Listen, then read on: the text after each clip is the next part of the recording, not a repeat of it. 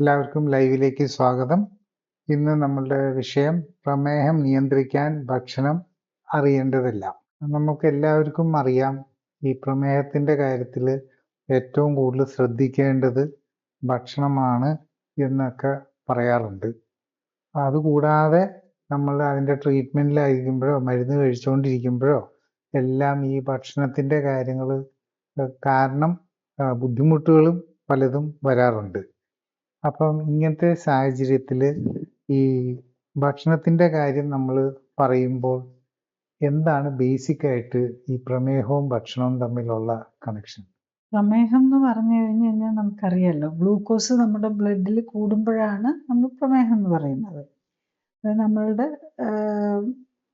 നമ്മൾ ശരിക്കും ബേസിക്കലി 2 തരം പ്രമേഹമാണുള്ളത്. ഒന്ന് ടൈപ്പ് 1 പ്രമേഹവും ഒന്ന് ടൈപ്പ് 2 പ്രമേഹവും. അതാണ് ജനറലി ആയിട്ടുള്ള ക്ലാസിഫിക്കേഷൻ വരുന്നത്. അതിൽ ടൈപ്പ് 1 പ്രമേഹത്തിൽ ഈ ഗ്ലൂക്കോസ് കൂടാൻ കാരണം എന്താണെന്ന് ചോദിച്ചു കഴിഞ്ഞാൽ, നമ്മൾ കഴിക്കുന്ന ഭക്ഷണത്തിലെ ഒരു മെയിൻ സാധനമാണ് കാർബോഹൈഡ്രേറ്റ്. കാർബോഹൈഡ്രേറ്റിനെ ഡൈജസ്റ്റ് ചെയ്ത് കഴിഞ്ഞാൽ ഗ്ലൂക്കോസ് ആയിട്ടാണ് മാറുന്നത്. അത് നേരെ ബ്ലഡിലേക്ക് ചെല്ലും. ആ ഗ്ലൂക്കോസിനെ ഉപയോഗിക്കണമെങ്കിൽ ഇൻസുലിൻ വേണം. അപ്പം ഇൻസുലിൻ്റെ അളവ് കുറയുന്നത് കൊണ്ടുണ്ടാവുന്ന പ്രമേഹത്തിനെ, അല്ലെങ്കിൽ ഇൻസുലിൻ്റെ അളവ് കുറയുന്നത് കൊണ്ട് ഗ്ലൂക്കോസ് ബ്ലഡിൽ കൂടുന്നതിനെയാണ് നമ്മൾ ടൈപ്പ് 1 പ്രമേഹം എന്ന് പറയുന്നത്. മറ്റത് എന്താണെന്ന് ചോദിച്ചു കഴിഞ്ഞാൽ, നമ്മളുടെ ബോഡിയിൽ ഇൻസുലിൻ ഉണ്ട്, പക്ഷെ നമ്മൾ ഭക്ഷണം കൂടുതൽ കഴിക്കുന്നു, ആവശ്യത്തിൽ കൂടുതൽ ഗ്ലൂക്കോസ് ചെല്ലുന്നു. അതെല്ലാം കൂടുതലുള്ളതും ആവശ്യത്തിൽ കൂടുതലുണ്ട്, അതിന് ഗ്ലൂക്കോസിനെ ഫാറ്റാക്കി മാറ്റേണ്ടതും ഇൻസുലിൻ തന്നെയാണ്. അപ്പോൾ ആ ഇൻസുലിൻ ഫാറ്റാക്കി മാറ്റി ഒരു പരിധി വരെ നമ്മുടെ ഫാറ്റിൻ്റെ അളവ് കൂടി വന്നു കഴിഞ്ഞാൽ ഇൻസുലിൻ നമ്മുടെ പാൻക്രിയാസ് പിന്നെയും ഇൻസുലിൻ ഉണ്ടാക്കാൻ നോക്കും. എന്നിട്ടും അതവിടെ ഇൻസുലിൻ വർക്ക് ചെയ്യുന്നില്ല, അതൊരു സാഹചര്യം വരും. അതിനെയാണ് ടൈപ്പ് 2 പ്രമേഹം എന്ന് പറയുന്നത്. അപ്പോൾ രണ്ടിലും ഗ്ലൂക്കോസ് കൂടുകയാണ് ചെയ്യുന്നത്. അപ്പോൾ പക്ഷേ രണ്ടിൻ്റെയും കാരണം വ്യത്യാസം. അപ്പോൾ എല്ലാവരും ഒരു ജനറലി ഒരു പബ്ലിക് സാധാരണ മനുഷ്യരുടെ വിചാരം എന്താണെന്ന് ചോദിച്ചാൽ, ഇൻസുലിൻ്റെ കുറവ് കൊണ്ടാണ്, ഇൻസുലിൻ ആവശ്യത്തിന് ബോഡി ഉണ്ടാക്കുന്നില്ല, അതുകൊണ്ടാണ് പ്രമേഹം എന്നാണ്. 90% പ്രമേഹവും, അതായത് പ്രത്യേകിച്ച് പ്രായമായവരിൽ വരുന്ന പ്രമേഹം, അത് നമ്മളൊരു 10-40 വയസ്സോ അല്ലെങ്കിൽ 10-30 ഈവൻ ഇപ്പോൾ ആണെങ്കിൽ 10-20 വയസ്സാകുമ്പോൾ തന്നെ തുടങ്ങുന്ന പ്രമേഹമൊക്കെ ടൈപ്പ് 2 പ്രമേഹത്തിലാണ്. അതിൽ ശരിക്കും ഇൻസുലിൻ്റെ കുറവില്ല, ഇൻസുലിൻ കൂടുതലാണ്. ഈ ഇൻസുലിൻ കൂടുതലുണ്ടോ എന്നറിയുന്നതിന് നമുക്ക് പലപ്പോഴും പ്രമേഹ രോഗികളിൽ കാണാമല്ലോ, ഈ മുഖത്തൊക്കെ കറുപ്പ്, അല്ലെ കഴുത്തിന് ചുറ്റും കറുപ്പ്. പ്രമേഹം എത്തണ്ട, പ്രീ ഡയബറ്റിക് സ്റ്റേജിൽ തന്നെ ഈ കൊച്ചു പിള്ളേരിൽ പോലും കാണാം. ഇപ്പം ഈ ഓവർ വെയിറ്റ് ഒക്കെ ആയിട്ടുള്ള പിള്ളേരിൽ കഴുത്തും ഒക്കെ കറുത്തിരിക്കുന്ന പോലെ. അതൊക്കെ ഇൻസുലിൻ കൂടിക്കഴിഞ്ഞു ഓൾറെഡി. അപ്പം ഗ്ലൂക്കോസ് കൂടുന്നത് പോലെ തന്നെ ഡേഞ്ചറസ് ആണ് ഇൻസുലിൻ കൂടുന്നത്. അപ്പം അതാണ് ആ രണ്ടും തമ്മിലുള്ള വ്യത്യാസം. അപ്പോൾ പിന്നെ നമ്മൾ എങ്ങനെയാണ് കൺട്രോൾ ചെയ്യേണ്ടത്? ആദ്യം നമ്മൾ ഈ ഡിഫറൻസ് അറിയണം. പ്രമേഹം എന്താണെന്ന് അറിയണം, അത് ടൈപ്പ് 1 ആണോ ടൈപ്പ് 2 ആണോ എന്നറിയണം. പിന്നെ വേണം നമ്മൾ അതിനെ എങ്ങനെയാണ് അതിൻ്റെ ഭക്ഷണത്തെക്കുറിച്ചെന്നൊക്കെ മനസ്സിലാക്കിയെടുക്കാനായിട്ട്. ഈ പ്രമേഹത്തെ പറ്റി പറയുമ്പോൾ പൊതുവെ ഉള്ള ഒരു ഫിയർ എന്താണെന്ന് വെച്ചാൽ, ഈ പ്രമേഹം പിടിപെട്ടാൽ പിന്നെ നമ്മൾ മരുന്ന് കഴിക്കേണ്ട ഒരു സിറ്റുവേഷൻ വന്നാൽ പിന്നെ അതിൽ നിന്ന് തിരിച്ചു പോകാനായിട്ട് അസാധ്യമാണ് എന്നുള്ള ഒരു കാഴ്ചപ്പാടാണ്. പിന്നെ കുറേയൊക്കെ ആ ചിന്ത എന്താണെന്ന് വെച്ചാൽ, എങ്ങനെയാണ് ഈ ഗ്ലൂക്കോസിൻ്റെ അളവ് പിടിച്ചു നിർത്തുക എന്നുള്ളതാണ് മെയിനായിട്ട് ചിന്ത. അപ്പം നമ്മളുടെ ഗ്ലൂക്കോസിൻ്റെ അളവ് കുറയാതെ ശ്രദ്ധിക്കുക, കൂടാതെ ശ്രദ്ധിക്കുക, അങ്ങനെ അതിൻ്റെ കാര്യങ്ങളിലായിട്ട് ആ പേഷ്യൻറ്റിൻ്റെ മനസ്സ് മുഴുവൻ അതിലാണ് ശ്രദ്ധിക്കുന്നത്. അപ്പം പ്രത്യേകിച്ച് മരുന്നിൻ്റെ കാര്യത്തിലും ആ ഒരു ചിന്തയാണ്, ഈ ഗ്ലൂക്കോസ് കൂടാതിരിക്കുക, കുറയാതിരിക്കുക, അതെങ്ങനെ പിടിച്ചു നിർത്താൻ പറ്റും എന്നുള്ളതാണ്. അത് അങ്ങനെ ചിന്തിച്ചുകൊണ്ട് നടക്കുന്നതുകൊണ്ട് പലർക്കും ബാക്കിയുള്ള അതിൻ്റെ വിവിധ വശങ്ങളെപ്പറ്റി ചിന്തിക്കാൻ തന്നെ പറ്റാറില്ല. അതിനെപ്പറ്റി എന്താണ് പറയാനുള്ളത്? നമ്മൾ പ്രമേഹത്തിനായിട്ട് കഴിക്കുന്ന മരുന്നുകളല്ല, അല്ലെങ്കിൽ എടുക്കുന്ന ഇപ്പം ഇൻസുലിൻ ആണല്ലോ നമ്മൾ പ്രൈമറി ആയിട്ട് എടുക്കുന്നത്. അത് ടൈപ്പ് 1 പ്രമേഹത്തിൽ നമുക്ക് ഇൻസുലിൻ ആവശ്യമാണ്. ശരിക്കും പറഞ്ഞു കഴിഞ്ഞാൽ ഓൾമോസ്റ്റ് 100 years ആയി നമ്മൾ ഇൻസുലിൻ കണ്ടുപിടിച്ചിട്ട്. ടൈപ്പ് 1 പ്രമേഹ രോഗികളെ സംബന്ധിച്ചിടത്തോളം അതൊരു വലിയ ബൂണാണ് ശരിക്കും. എന്നിട്ട് അതില്ലെങ്കിൽ അവർക്ക് ജീവിക്കാൻ പറ്റില്ല, അവരുടെ ലൈഫ് സസ്റ്റെയിൻ ചെയ്യാൻ പറ്റില്ല. പക്ഷെ ഏറ്റവും അത് മിസ്യൂസ്ഡും പ്രമേഹത്തില്ല. ടൈപ്പ് 2 പ്രമേഹ രോഗികൾക്ക് ഓൾറെഡി ഇൻസുലിൻ ബോഡിയിൽ ആവശ്യത്തിനുണ്ട്, എന്നിട്ട് പിന്നെ അത് ഇഞ്ചെക്ട് ചെയ്യുക ചെയ്യുന്നത്. അപ്പോൾ അത് ശരിക്കും ഒരു മിസ്യൂസ് ആണ്. ഒരു സാധനം ആവശ്യത്തിൽ കൂടുതൽ നമ്മളുടെ ബോഡിയിലുള്ളത് പിന്നെയും ഇഞ്ചെക്ട് ചെയ്ത് നമ്മൾ റിയൽ പ്രോബ്ലത്തെ അല്ല അവിടെ ഫേസ് ചെയ്യാൻ നോക്കുന്നത്. ഷുഗർ കൂടുന്നു, അത് കുറയ്ക്കുക എന്നുള്ളത് മാത്രം. അപ്പോൾ വീണ്ടും ഇൻസുലിൻ കൊടുത്തിട്ട് ഷുഗറിനെ ആക്കി.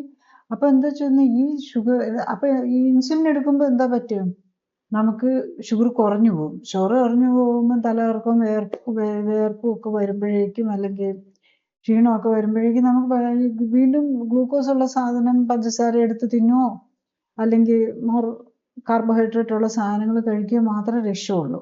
അതുകൊണ്ട് നമ്മൾ എന്താ പറ്റുന്നതെന്ന് ചോദിച്ചു കഴിഞ്ഞാൽ ഡയബറ്റീസിന് മരുന്നെടുത്ത് തുടങ്ങുന്നതോടുകൂടി ഓവറായിട്ട് ഭക്ഷണം കഴിക്കാനും തുടങ്ങും. ടൈപ്പ് 1 പ്രമേഹത്തിൽ പോലും ഓവർ വെയിറ്റ് വന്നു കഴിഞ്ഞാൽ അതിൻ്റെ കൂടെ ടൈപ്പ് 2 കൂടെ ആയി മാറും. അതായത് ഇൻസുലിൻ വർക്ക് ചെയ്യാത്ത നിലയിലും കൂടെ എത്തും. പലപ്പോഴും ടൈപ്പ് 1 പ്രമേഹ രോഗികൾക്കും ഓവറായി ഇൻസുലിൻ എടുത്ത് അതിൻ്റെ കൂടെ ഓവറായിട്ട് കാർബോഹൈഡ്രേറ്റ് എടുത്ത് അതിൻ്റെ കൂടെ ടൈപ്പ് 1ൻ്റെ കൂടെ, അതായത് ഇൻസുലിൻ ഇല്ല പക്ഷേ പുറമേ നിന്ന് കൊടുത്ത് കൂടുതൽ ഫാറ്റ് ഉണ്ടാക്കി എടുക്കുന്ന ഇൻസുലിൻ വർക്ക് ചെയ്യാത്തതും കൂടെ. അതാണ് പല പ്രമേഹ രോഗികൾക്കും ടൈപ്പ് 1ലാണെങ്കിലും ടൈപ്പ് 2ലാണെങ്കിലും മരുന്നും ഇഞ്ചക്ഷനും 3-4 നേരമൊക്കെ ഉണ്ടാകും, പക്ഷെ ഷുഗർ കൺട്രോൾ ആവില്ല. അതിൻ്റെ കാരണം ഇതാണ്, അതിൻ്റെ ഡയറ്റ് കറക്റ്റ് ആക്കാതിരിക്കില്ലാത്തതുകൊണ്ടാണ്.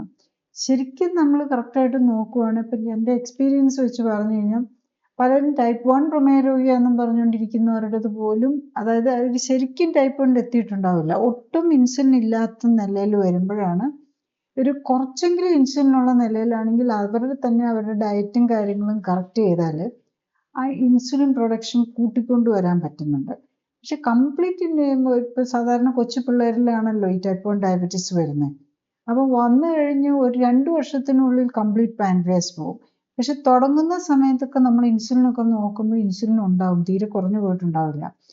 ആ സമയത്ത് അതൊരു ഓട്ടോ ഇമ്മ്യൂൺ ഡിസീസാണ്. ആ തുടക്ക സമയത്ത് തന്നെ നമ്മൾ നോക്കി നമ്മുടെ ആ ഇമ്മ്യൂൺ സിസ്റ്റത്തെ ബാധിച്ചിരിക്കുന്ന പ്രോബ്ലം കറക്റ്റ് ചെയ്യാൻ നോക്കിയാൽ ചിലപ്പോൾ അത് പ്രോഗ്രസ് ചെയ്യാതെ നമുക്ക് പിടിച്ചു നിർത്താൻ പറ്റും. അങ്ങനെ ടൈപ്പ് 1 ഡയബറ്റീസ് ആണെന്നും പറഞ്ഞ് ഇൻസുലിനൊക്കെ എടുത്തുകൊണ്ടിരിക്കുന്ന ഇപ്പോൾ 10-14 വയസ്സ് അങ്ങനെയൊക്കെ ഉള്ളവർ നമ്മൾ പ്രോഗ്രഷൻ തടയാൻ പറ്റിയിട്ടുണ്ട്. ഇൻസുലിൻ കംപ്ലീറ്റ് നിർത്തി പ്രോഗ്രഷൻ തടയാൻ. ഈവൻ കുറച്ചും കൂടെ അഡൾട്ടായിട്ടുള്ളവർ ഈ സൂഡോ പാൻക്രിയാസിസ് സിസ്റ്റൊക്കെ വന്ന് ഓപ്പറേഷനൊക്കെ കഴിഞ്ഞ് ഇങ്ങനെ വർഷങ്ങളായിട്ട് ഇൻസുലിൻ എടുത്തുകൊണ്ടിരിക്കുന്നവരാണെങ്കിലും ഫൈനലി അവർക്ക് നമ്മൾ നോക്കുമ്പോൾ ആദ്യം തുടങ്ങുമ്പം ഇൻസുലിൻ ലോ ആയിരിക്കും, പക്ഷെ കുറച്ചെങ്കിലും ഉണ്ടാവും. അത് നമ്മൾ ഇൻസുലിൻ എടുത്തുകൊണ്ടിരിക്കുന്നവർക്കാണെങ്കിൽ C-പെപ്റ്റൈഡ് എന്നുള്ള ഇതാണ് നോക്കുന്നത്. C-പെപ്റ്റൈഡ് കുറച്ചൊക്കെ എങ്കിലും ഉണ്ടാവും. അങ്ങനെയുള്ളവരുടെ പലപ്പോഴും 1 or 2 weeks, ഒത്തിരി സമയമൊന്നും വേണ്ട. നമ്മൾ യൂഷ്വലി ഡയബറ്റീസിന് ട്രീറ്റ്മെൻറ്റ് തുടങ്ങുമ്പം ഈ കുറച്ചെങ്കിലും ഇൻസുലിൻ ഉള്ളവർ അല്ലെങ്കിൽ C-പെപ്റ്റൈഡ് കുറച്ചെങ്കിലും ഉള്ളവർക്ക് നമ്മൾ ഇൻസുലിൻ ഡയബറ്റീസിൻ്റെ മരുന്നുകളെല്ലാം ഇൻസുലിൻ നിർത്തിയിട്ട് തന്നെയാണ് തുടങ്ങുന്നത്. അപ്പോൾ 2 weeks തന്നെ ആ C-പെപ്റ്റൈഡ് കൂടി അറൗണ്ട് ഒരു 0.8 എത്തിക്കഴിഞ്ഞാൽ മതി.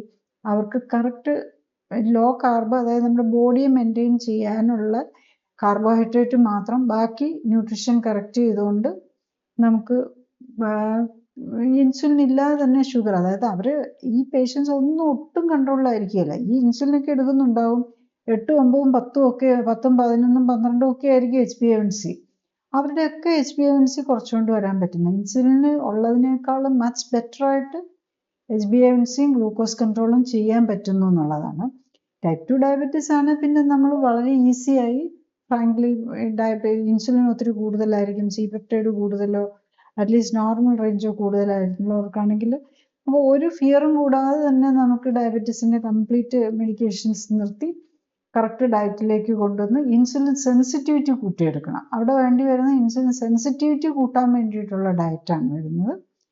പക്ഷേ only thing പേഷ്യൻ്റ് പറയുന്നത് പോലെ ഡയറ്റ് നോക്കാനും എക്സസൈസും. ഇതിനകത്ത് ഈ ക്ലിനിക്കലി സപ്പോർട്ടഡ് ഞാൻ ബേസിക്കലി അതാണ് കൊടുക്കുന്നത്. അതിൽ പേഷ്യൻറ്റിന് വില്ലിങ് ആണെങ്കിൽ ഒരു 100% ടൈപ്പ് 2 ഡയബറ്റീസുകാരുടെയും എല്ലാ മരുന്നും കുറച്ചുകൊണ്ട് വന്ന് നമുക്ക് നിർത്തി നല്ല കൺട്രോളിൽ കൊണ്ടുപോകാൻ പറ്റും. ഒരു പരിധി വരെ നമ്മൾ ടൈപ്പ് 1 ആണെന്ന് കരുതിയിരിക്കുന്നവരെ പോലും നമുക്ക് മരുന്നൊന്നും ഇല്ലാതെ കൺട്രോൾ ചെയ്യാൻ കൊണ്ടുപോകാൻ പറ്റും. പക്ഷെ അവനവൻ്റെ ബോഡിയുടെ ലിമിറ്റേഷൻസ് അറിഞ്ഞ് അതനുസരിച്ച് നമ്മുടെ ജീവിതശൈലി ക്രമപ്പെടുത്താനുള്ള വില്ലിങ്നെസ് ഉണ്ടായേ പറ്റുള്ളൂ. ഈ ഡയബറ്റിസ് വന്നു എന്ന് അറിഞ്ഞു കഴിഞ്ഞാൽ സാധാരണ ഉള്ള ഒരു വലിയൊരു ബുദ്ധിമുട്ട് എന്താണെന്ന് വെച്ചാൽ, ഇനിയിപ്പം എനിക്ക് ഫുഡിൽ കൺട്രോൾ വേണ്ടി വരും. ആ ഒരു ഭയങ്കര ഒരു സ്ട്രെസ്സാണ് അത് ആൾക്കാർക്ക് ഉണ്ടാക്കുന്നത്. അപ്പം അങ്ങനെ സ്ട്രെസ്സ് ഉള്ളതുകൊണ്ട് തന്നെ ഒരു വലിയ പരിധി വരെ ഈ ഫുഡ് കൺട്രോൾ തന്നെ നടക്കാതെ പോകും. എന്താണെന്ന് വെച്ചാൽ എപ്പോഴും ഒരു സംഘർഷമായിരിക്കും മനസ്സിൽ. ഈ ഫുഡിനെ പറ്റിയായിരിക്കും, ഫുഡിൻ്റെ കാര്യങ്ങളെ പറ്റിയായിരിക്കും ഏറ്റവും വലിയ വറി. പ്രത്യേകിച്ച് ഈ കാലത്ത് വീട്ടിൽ നിന്ന് പുറത്തു പോയി പലപ്പോഴും ഭക്ഷണമൊക്കെ കഴിക്കേണ്ട ആൾക്കാർക്ക് അതൊരു ബുദ്ധിമുട്ട് തന്നെയായിരിക്കും. എന്താണെന്ന് വെച്ചാൽ വീട്ടിലാണെങ്കിൽ പിന്നെയും കുറേയും കൂടെ അവർക്ക് കൺട്രോൾ ചെയ്യാം. പക്ഷേ വീട്ടിലാണെങ്കിലും പലരും കൂടെ ഉള്ളപ്പോഴൊക്കെ ബുദ്ധിമുട്ടായിരിക്കും. അപ്പോൾ ഇങ്ങനത്തെ സാഹചര്യത്തിൽ ശരിക്കും പറഞ്ഞു കഴിഞ്ഞാൽ അവരുടെ മനസ്സ് തന്നെ കുറേയൊക്കെ ബാലൻസ് തെറ്റുന്ന പോലെ ആയിട്ട് കാണാറുണ്ട്. അപ്പോൾ ഈ ഡയബറ്റീസിൻ്റെ ട്രീറ്റ്മെൻറ്റിൻ്റെ കാര്യത്തിൽ ഈ പേഷ്യൻറ്റിൻ്റെ മനസ്സിനെ എങ്ങനെയാണ് കുറേയും കൂടെ ഈ ട്രീറ്റ്മെൻറ്റിലേക്ക് ഫേവറബിൾ ആക്കാനായിട്ട് സാധിക്കുക? ശരി, നമ്മൾ കാണുന്ന മിക്കവാറും ഡയബറ്റിക് പേഷ്യൻസ് അത് പ്രത്യേകിച്ച് ടു മച്ച് മെഡിസിൻസ് ഉള്ള 4 നേരമോ 3 നേരമോ 2 നേരമോ ഒക്കെ ഇൻസുലിനും പിന്നെ അതിൻ്റെ കൂടെ 2-3 ഡയബറ്റീസ് ടാബ്ലറ്റും എല്ലാം കൂടെ ഉള്ള പേഷ്യൻസ് ശരിക്കും അവർ ഈ ഹൈപ്പോഗ്ലൈസീമിയ ഹൈപ്പറിന് ഇടയിൽ കിടന്ന് ഒരു സ്ട്രഗിളാണ് അവർക്ക് വരുന്നത്. അത് ഇൻസുലിൻ കൂടും, ഷുഗർ കൂടും, കുറയും. കാരണം മരുന്നെടുക്കുമ്പോൾ ഷുഗർ താഴേക്ക് പോകും. അപ്പോൾ അവർക്ക് വിശപ്പും ക്ഷീണവും എല്ലാം കൂടെ വരുമ്പം വെപ്രാളം വരും, ഭക്ഷണത്തിനോടുള്ള ഇത് കൂടുമായിരിക്കും ചെയ്യുന്നത്. അപ്പം നമ്മൾ കൂടുതലെടുത്ത് കഴിക്കുമ്പം ഷുഗർ കൂടും, വീണ്ടും മരുന്ന് കഴിക്കും. അപ്പം ഈ മരുന്നിനും ഇടയിൽ കിടന്ന് നമ്മൾ കഷ്ടപ്പെടുകയാണ് ചെയ്യുന്നത്. ഈ മരുന്ന് കാരണമാണ് ഇങ്ങനെ ഫുഡിനോട് ശരിക്കും പറഞ്ഞു കഴിഞ്ഞാൽ പല പേഷ്യൻസിനും മരുന്ന് കാരണമാണ് ഈ ഫുഡിനോടുള്ള ഈ ക്രേവിങ് വരുന്നത്. കാരണം ഇൻസുലിൻ കൂട്ടുക ചെയ്യുന്നത്, ഇൻസുലിൻ അപ്പറ്റൈറ്റ് കൂട്ടുന്ന സാധനമാണ്. അതുപോലെ ഗ്ലൂക്കോസ് കുറഞ്ഞു പോകും, മരുന്നെടുത്ത് കഴിയുമ്പോഴേക്കും ഇൻസുലിൻ്റെ അളവ് കൂടും. അപ്പം നമ്മളുടെ ബോഡിയിലുള്ള ഇൻസുലിൻ ഗ്ലൂക്കോസ് എല്ലാം കൊണ്ടുപോയി ഫാറ്റാക്കി മാറ്റും. അപ്പോഴേക്കും ഷുഗർ തരും. അതാണല്ലോ പലർക്കും ഫേസ് ചെയ്യുന്ന ഏറ്റവും വലിയ പ്രശ്നം ഹൈപ്പോഗ്ലൈസീമിയ വരിക എന്നുള്ളതാണ്. ശരിക്കും ഹൈപ്പർഗ്ലൈസീമിയേക്കാളും ഡേഞ്ചറസ് ആയിട്ടുള്ള സിറ്റുവേഷൻ ഹൈപ്പോഗ്ലൈസീമിയാണ്. ശരിക്കും നമ്മൾ പേഷ്യൻസിനെ കാണാറുണ്ട് 400-500 ഒക്കെ ഷുഗറായിട്ട് നടക്കുന്നവർ. എന്നാലും അവർക്ക് കുഴപ്പമൊന്നുമില്ലാതെ അവർ നടക്കുന്നുണ്ടാവും. പക്ഷെ അതേസമയത്ത് ഷുഗർ 60, ഒരു 70-ന് താഴെ 60-ൽ വന്നാലും വലിയ പ്രശ്നം കണിയില്ല. ഒരു 50-45-ലേക്ക് ഷുഗർ പോയാൽ ആൾ ബോധം കെട്ടുപോകും. ആ നിലയിൽ കിടന്നു കഴിഞ്ഞ് കഴിഞ്ഞാൽ ബ്രെയിൻ ഡെത്താകും. കാരണം എന്തെന്ന് ബ്രെയിൻ ഡാമേജ് വരും. കാരണം ബ്രെയിനിന് ഫങ്ഷൻ ചെയ്യണമെങ്കിൽ അത്യാവശ്യം ഗ്ലൂക്കോസ് വേണം. ഗ്ലൂക്കോസ് ഇല്ലാതെ അത് പെട്ടെന്ന് സഡൻ ഇതിലേക്ക് സ്ലോ ആണെങ്കിൽ അവർ കീറ്റോൺ ബോഡിയൊക്കെ ഉണ്ടാക്കി അവർ മാനേജ് ചെയ്യും ബ്രെയിൻ സെൽസ്. സഡൻ ഒരു ഗ്ലൂക്കോസ് നമ്മൾ ഇൻസുലിനും അതുപോലെ ഡയബറ്റിക് മെഡിസിൻ ഹൈപ്പോഗ്ലൈസിമിക് മെഡിസിൻസ് ഒക്കെ എടുത്ത് ഷുഗർ താന്നു പോകുമ്പോൾ നമുക്ക് ബോഡിക്ക് അതിനുള്ള അഡ്ജസ്റ്റ്മെൻറ്റ് കപ്പാസിറ്റി കിട്ടുകയില്ല. അപ്പം ബ്രെയിൻ ഡാമേജ് വരും. അപ്പം അതുപോലെ തന്നെ ഇൻസുലിൻ കൂടുന്നത് ഇപ്പോൾ ലേറ്റസ്റ്റ് സ്റ്റഡീസ് കാണിക്കുന്നത് ഈ അൽഷീമേഴ്സ് ഡിസീസ് അതുപോലെ പല ഡയബറ്റിക് പേഷ്യൻസിനും ഒന്ന് അവരുടെ ഈ ബുദ്ധി കുറയുക, മെമ്മറി കുറയുകയൊക്കെ ചെയ്യുന്നതിന് കാരണം ഒന്ന് ഇൻസുലിൻ ആണെന്നാണ്. പിന്നെ ഈ അവർക്ക് ഈ സൈലന്റ് അറ്റാക്സ് പോലെ ബ്രെയിനിൽ സ്മോൾ അറ്റാക്ക് വന്നുകൊണ്ടിരിക്കും. അതൊക്കെയാണ് അവരുടെ കോഗ്നിറ്റീവ് ഫങ്ഷൻ അല്ലെ ബുദ്ധിയും ഓർമ്മശക്തിയും എല്ലാം കുറയ്ക്കുന്നതിന് കാരണം അതാണ്. നമുക്ക് കാണണമല്ലോ ഡയബറ്റിക് പേഷ്യൻറ്റിൻ്റെ എല്ലാ അവയവങ്ങളും നശിക്കും. ബ്രെയിന്, ഹാർട്ട് പേഷ്യൻ്റ് ഇപ്പം നമ്മൾ നോക്കിക്കഴിഞ്ഞ് കഴിഞ്ഞാൽ കാർഡിയാക് ബൈപ്പാസോ സ്റ്റെൻറ്റോ ഒക്കെ ഇടേണ്ടി വരുന്ന ഒരു നല്ല പെർസെൻറ്റേജ് പേഷ്യൻസും ഡയബറ്റിക് പേഷ്യൻ്റാണ്. ഈവൻ ഒരു നല്ല പെർസെൻറ്റേജ് ആൾക്കാർക്കും BP വരുന്നത് തന്നെ ഡയബറ്റീസിന് വന്നതിന് ശേഷമാണ് പലപ്പോഴും. അല്ലെങ്കിൽ ഡയബറ്റീസിന് തൊട്ട് മുമ്പ് BP വരും. കാരണം ഈ ഇൻസുലിൻ കൂടാൻ തുടങ്ങുമ്പോൾ തന്നെ ഇൻസുലിൻ നമ്മളുടെ സോഡിയം റിട്ടൻഷൻ ഉണ്ടാക്കും. സോഡിയം നമ്മളുടെ ബോഡിയിൽ പിടിച്ചു നിർത്തും. അപ്പോൾ ഇൻസുലിൻ കൂടുമ്പോൾ തന്നെ BP കൂടാൻ തുടങ്ങും. അപ്പോൾ ഇതെല്ലാം കണക്ട് ചെയ്താണ് കിടക്കുന്നത്. അതാണ് നമ്മൾ മനസ്സിലാക്കേണ്ടത്. ഈ ഡയബറ്റീസ് പ്രത്യേകിച്ച് നമ്മൾ ഏറ്റവും കൂടുതൽ കാണുന്ന ടൈപ്പ് 2 ഡയബറ്റീസ് ആണ്. ടൈപ്പ് 2 ഡയബറ്റീസ് ഒന്നിച്ചല്ല, അതൊരു മെറ്റബോളിക് സിൻഡ്രോമിൻ്റെ ഭാഗമാണ്. അത് ഒബേസിറ്റി, കൊളസ്ട്രോൾ അല്ലെങ്കിൽ നമ്മളുടെ ഫാറ്റ് കൂടുക, അതായത് ഒബേസിറ്റി എന്ന് പറയുന്നത് ബോഡിയിലെ ഫാറ്റ് കൂടുന്നു. ഡിസ്ലൈപ്പിഡീമിയ അല്ലെങ്കിൽ ബ്ലഡിലെ ഫാറ്റ് കൂടുന്നു. പിന്നെ അതിൻ്റെ കൂടെ പ്രഷർ, പ്രമേഹം, ഇതാണ് നമ്മൾ യൂഷ്വലി വരുന്നത്. പിന്നെ മിക്കവാറും ഒപ്പം തന്നെ യൂറിക് ആസിഡ് കൂടാൻ തുടങ്ങും, അതുപോലെ ഫാറ്റി ലിവർ ഉണ്ടാകും. ഇത് ഈ മെറ്റബോളിക് സിൻഡ്രോം ആണ് എന്ന് പറയുന്നത്. അപ്പം അത് ബേസിക്കലി നമ്മുടെ ഫുഡും എക്സസൈസ് കുറവ്, നമുക്ക് ആവശ്യത്തിൽ കൂടുതൽ ഭക്ഷണം കഴിക്കുന്നതുകൊണ്ട് വരുന്നതാണ് ഈ രോഗങ്ങളെല്ലാം. ജീവിതശൈലി രോഗങ്ങളുടെ എല്ലാത്തിൻ്റെയും കാരണം ഒന്നാണ് ആവശ്യത്തിൽ കൂടുതൽ അല്ലെങ്കിൽ നമ്മുടെ ശരീരത്തിന് ചേരാത്ത ഭക്ഷണം. പിന്നെ അതിൻ്റെ ഒപ്പം തന്നെ ടോക്സിൻസ് അടിഞ്ഞു കൂടുന്നു. എക്സസൈസ് കുറയും, അപ്പോൾ അതിൻ്റെ പേരിലും നമ്മുടെ സർക്കുലേഷൻ കുറയുന്നതുകൊണ്ട് സെല്ലുലാർ ലെവലിൽ ടോക്സിൻസ് അടിയും. അതുകൂടാതെ നമ്മൾ കഴിക്കുന്ന ഭക്ഷണത്തിലെ ഈ കോസ്മെറ്റിക്സും, ഇപ്പം നമ്മൾ എന്തോ ഹെയർ ഡൈയും മുഖത്തിടാനും, ലേഡീസ് ആണെങ്കിൽ ലിപ്സ്റ്റിക്കായിട്ടും, ഇതെല്ലാം ഉള്ളിലേക്ക് തന്നെ ചെല്ലുകയാണ്. സ്കിന്നിൽ ചെല്ലുന്ന സാധനങ്ങൾ ഉള്ളിലേക്ക് അബ്സോർബ് ചെയ്യുകയാണ്. ഈ ടോക്സിൻസ് എല്ലാം അടിഞ്ഞു കൂടുന്നതും വെച്ച് തന്നെയാണ് നമ്മുടെ രോഗങ്ങളെല്ലാം വരുന്നത്. അത് നമ്മൾ ബേസിക്കലി മനസ്സിലാക്കുക എന്നുള്ളതാണ്.